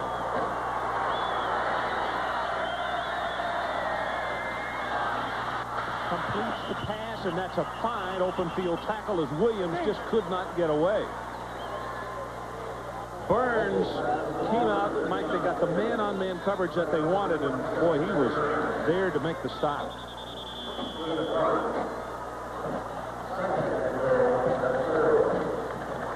Washington State with the players shaken up. I think Mark Studley, who's the president of the Weiser Lock Company, is happy with this bowl game tonight. I mean, Washington State 31-28 with 3:43. What else can you ask for? Very proud bowl game here in Tucson, Ron. Yeah, these people, as you look, Coach McBride's going to... Coach Price comes across the field as Coach McBride calls his offensive unit back over to the sideline, and you look at Coach Price making the long walk across the field to see about the injury. You can see the receiver after the play squatting on the field, and these kids are tired. I mean, they have given it their all. And it looks like Torrey Hunter, who was shaken up. You win a bowl game, it's great motivation. You go into the winter program and spring practice, and you're so optimistic. If you lose a bowl game, it's another challenge that the coach can use to get you ready in the winter program and then spring practice. So it's a springboard either way, but you'd rather win it. Let me ask you something. Hunter has been the guy who has been their big play guy defensively. Do you go back to that area? I go back right back for the substitute who replaces Torrey Hunter. Okay, let's see. Geathers is the man who draws the call. He's normally the nickelback. They may run this ball. Yep, they do. Straight up the middle. 2 yards, 3, and it'll be stopped at the 2-yard line. It'll be 3rd down. Jones, the ball carrier at Hall, wrapped him up. They're getting such a surge on running the football, Ron. I think I'd run it one more time here, because what they're doing a good job of, they're going to take a timeout and talk it all over, but they're spreading out the Washington State defense. That makes the running game effective. So we'll take the timeout with them. Washington State 31-28. We'll be right back. Now a good look from up above of Arizona Stadium. It's the Weiser Lock Copper Bowl for 1992. McBride pacing, scratching his head. I don't know. You know, we're going to run the ball or we're going to throw the ball. I think they're going to run it. Mike, you do too, don't you? I do too. I think they're going to pound the football at them. See who the running back is in the ball game. Well, Pierre Jones is the running back, and he's the one who scored on the running play from inside the 5 the last time. They just brought him out, though. He's out of the ball game. I'll tell you what they're going to do, Ron. They're going to shift again and roll to the right. Try to get them confused in man coverage, and they got Washington State to use a timeout. Good play call by Ron McBride. That was the 2-point play formation where they show you a T, and then all of a sudden they shift all over the place and with man coverage. That's what happened to them on the last 2-point play. They got lost. So As soon as Washington State viewed that, Mike Zimmer said, let's call a timeout. Now let's talk this over. So Washington State has one timeout left. They're on top by 3. The clock shows 3:24 to play. Now that was going to be a pass play, Ron. By watching Would it practice, go to the tight end again, do you think? could have been the tight end or roll to the right. Now I still think they may come back now that they made Washington State a little uneasy and use a timeout, still come back and pound the ball. But I'm like you. I think Pierre Jones has to be in that ball game, and I don't think he was in on that last play. Doesn't look like he's coming in again. See what Mike Zimmer's doing over here, the defensive coordinator, he's drawing up that formation after the shift. That's what they're doing over there. He's saying, okay, now when they shift, here's the man you got. You got him. It's the I got defense. I got him. You got him. The whole thing. What about this one? 21 unanswered points in the opening quarter. We're wondering up here. Then 14 and 7 points. It was 28-14 at halftime. Then 14 unanswered by the Utes in the third. And a field goal by Washington State here in the fourth quarter. And that's how we stand at 31-28. Here they come. They're going to shift out on him now. Watch the shift.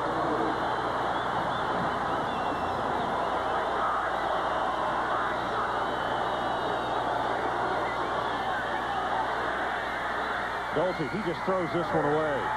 Nothing he could do, and that was Bush again with the pressure. Ron, credit Mike Zimmer, the defensive coordinator, standing beside Mike Price, took the timeout, took him over on the sidelines, drew up the shift, and they were ready for it. There was no place for Frank Dolce to go with the ball. Scott Murray, the tight end who caught the two-point conversion, was standing out there saying, I was open, but of course his quarterback couldn't look back at that time to throw back to him. Now he's running for his life so he can be a doctor.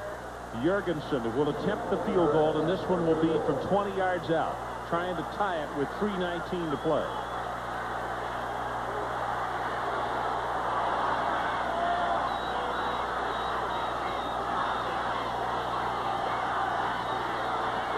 Good pass. He missed it. He just yanked it. Wide left, no good, and Washington State will get the football back, and they lead it 31-28. Whoa, a missed extra point earlier, and now a missed chippy. That is a bad angle, I know.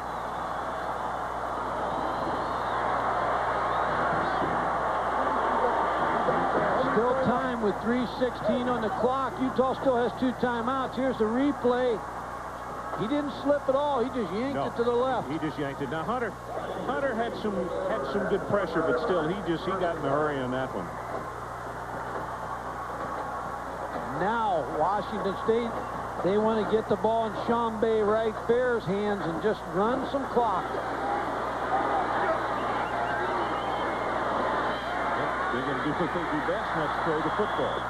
Pointer has the reception out at the 35-yard line. It's a good catch and a good play by Mark Swanson, number 5, the free safety. Good hit on Pointer after he made the catch. Gain of 15. It'll be first and 10 for Washington. See the clock stop, moving to change. Now it kicks back into movement.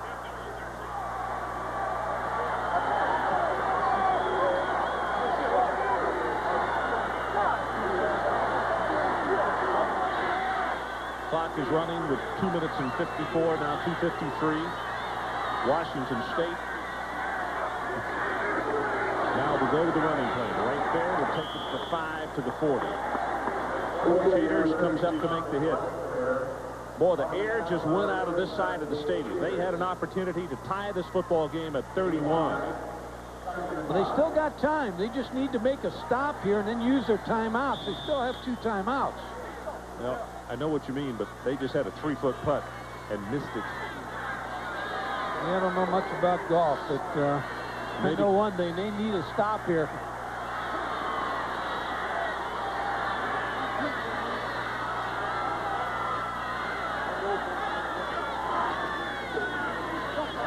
Right there again, and he will have the first down as he legs it across the 45 to the 47-yard line. Luther Ellis defensively. Well, they should keep the ball in his hands now. Sean Bay right there. They threw on first down to Aaron Pointer, which was a good call by Mike Price. And now he'd just like to keep that clock moving and not let Ron McBride get in a situation where he can stop the clock, use his timeouts, force a stop, and then a punt. Washington State in total offense tonight, 623 yards. It's amazing when you're only up by 3. Right there again, but that goes back to what you talked about with the whack and the kind of games they're accustomed to playing. And they play the big yardage, high-scoring games. Never out of it. Football fan in the whack, you have to have a big heart. So there's a timeout on the field called by Utah. We'll take it with them. 1:31 left to play.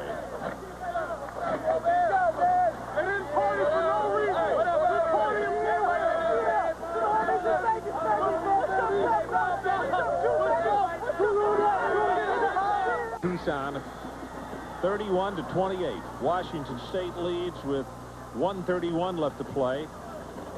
Dulce at the sideline.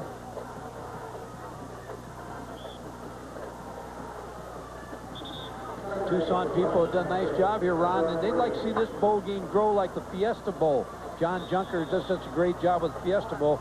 They'd like to have this bowl turn into another one like that.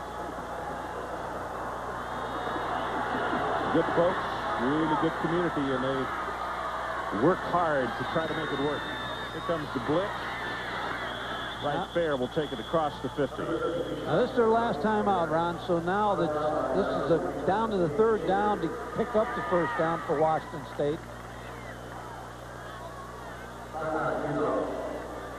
Well, tonight's Weiserlock player of the game, Drew Bledsoe of Washington State, 29 of 45, 472 yards and 2 touchdowns. And our congratulations to him. And you know, Mike, Bobo is going to finish this ball game with over 200 yards receiving, 205 on 7 catches and 2 touchdowns. And in the future, somebody's going to be the MVP of this ball game and catch, you know, less yardage and maybe touchdowns, but they'll be the MVP. But it's just that Bledsoe has been so totally outstanding. Good point, Ron. Big question now for Washington State. A couple questions. Drew Bledsoe, is he going to be in a Washington State uniform next year or a Seattle Seahawks uniform? And number 2, Jim Livengood, the great athletic director out of Washington State, needs to get Mike Price under contract for a long-term contract. Well, coming up next is Sports Center. We'll bring you up to date on what's been going on in the world of sports, basketball, also hockey action. Previews of upcoming bowl games here on ESPN. Pass is caught and complete, and that's good. Will be enough, I don't believe, Mike, at the 44-yard line. Schexnayder with the grab. They've got a 4th down in probably about 1.5 yards, it looks like. They'll just leave the clock run now and then make a decision whether to take a timeout and punt the football, and they're going to run it down as far as they can, then take a timeout and talk it over, I believe.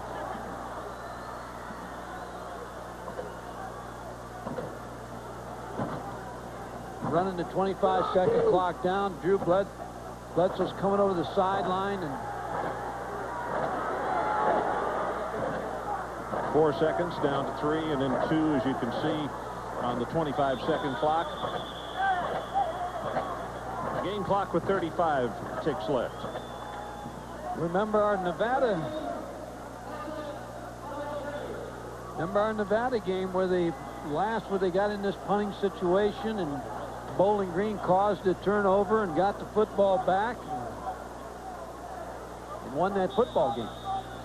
Sure did. And the special teams have had a couple of problems tonight, so it's what you're saying, the point's well taken. It's not over yet. Johnston waits for the snap back at the 36-yard line. Chris Alt's probably at home tonight watching this game saying, I know it's not over till the last play. Well, they're coming after him. Bobbled for a moment by Williams, and he'll run for the sideline and come out of bounds at the 14. So here's the situation. 27 seconds left on the clock. Washington State 31-28. 27 seconds for Frank Dulce and no timeouts.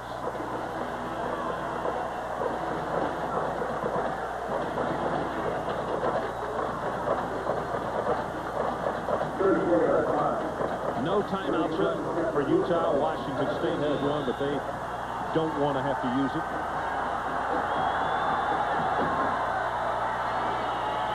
Dulce has it complete to Welch.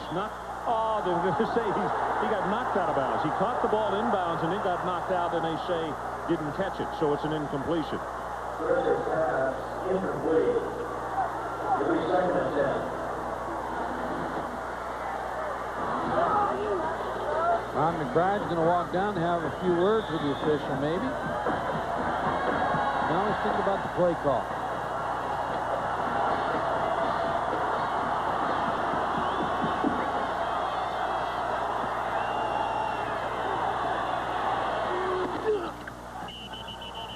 I'm going to say he didn't catch this one.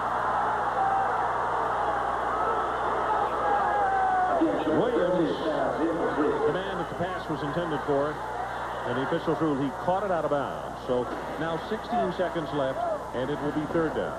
Well, the coaches aren't arguing, Ron, so I'm sure he's probably out of bounds, because usually if the coach is on the sideline, he's got a great view there on the sideline. Ron McBride's not arguing. So I'm sure it's 2 good calls by the official.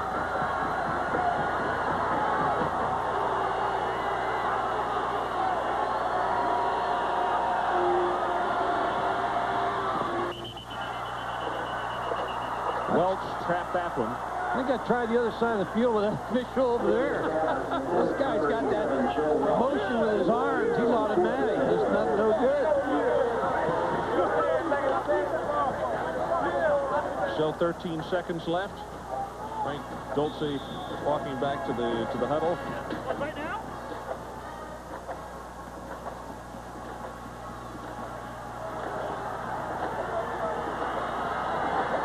You got all 3 receivers to the top of the screen, and you got 2 receivers here. He has to go deep with this ball with 13 seconds. Just got to throw it up deep. Will be sacked back at the 6-yard line.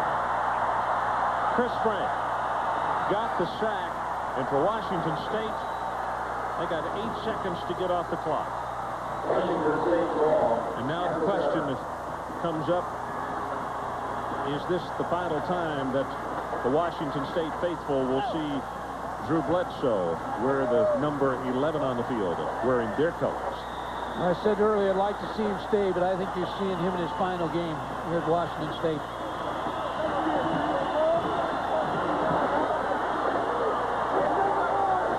Dulce's numbers on the night, 21 of 40, 316 yards and 2 touchdowns. I think his final play is going to be a quarterback just go on his knee here, the final play of Washington State. And that's what he does. Goes down at the 10, and the clock counts it out. Michael, Happy New Year to you. We will see you a little bit later on in the week. So once again, the final score, Washington State 31 and Utah 28. Stay tuned for SportsCenter, which follows next. For Mike Gottfried and Adrian Karsten, I'm Ron Franklin. Good night from Tucson, Arizona. And now, let's go to SportsCenter.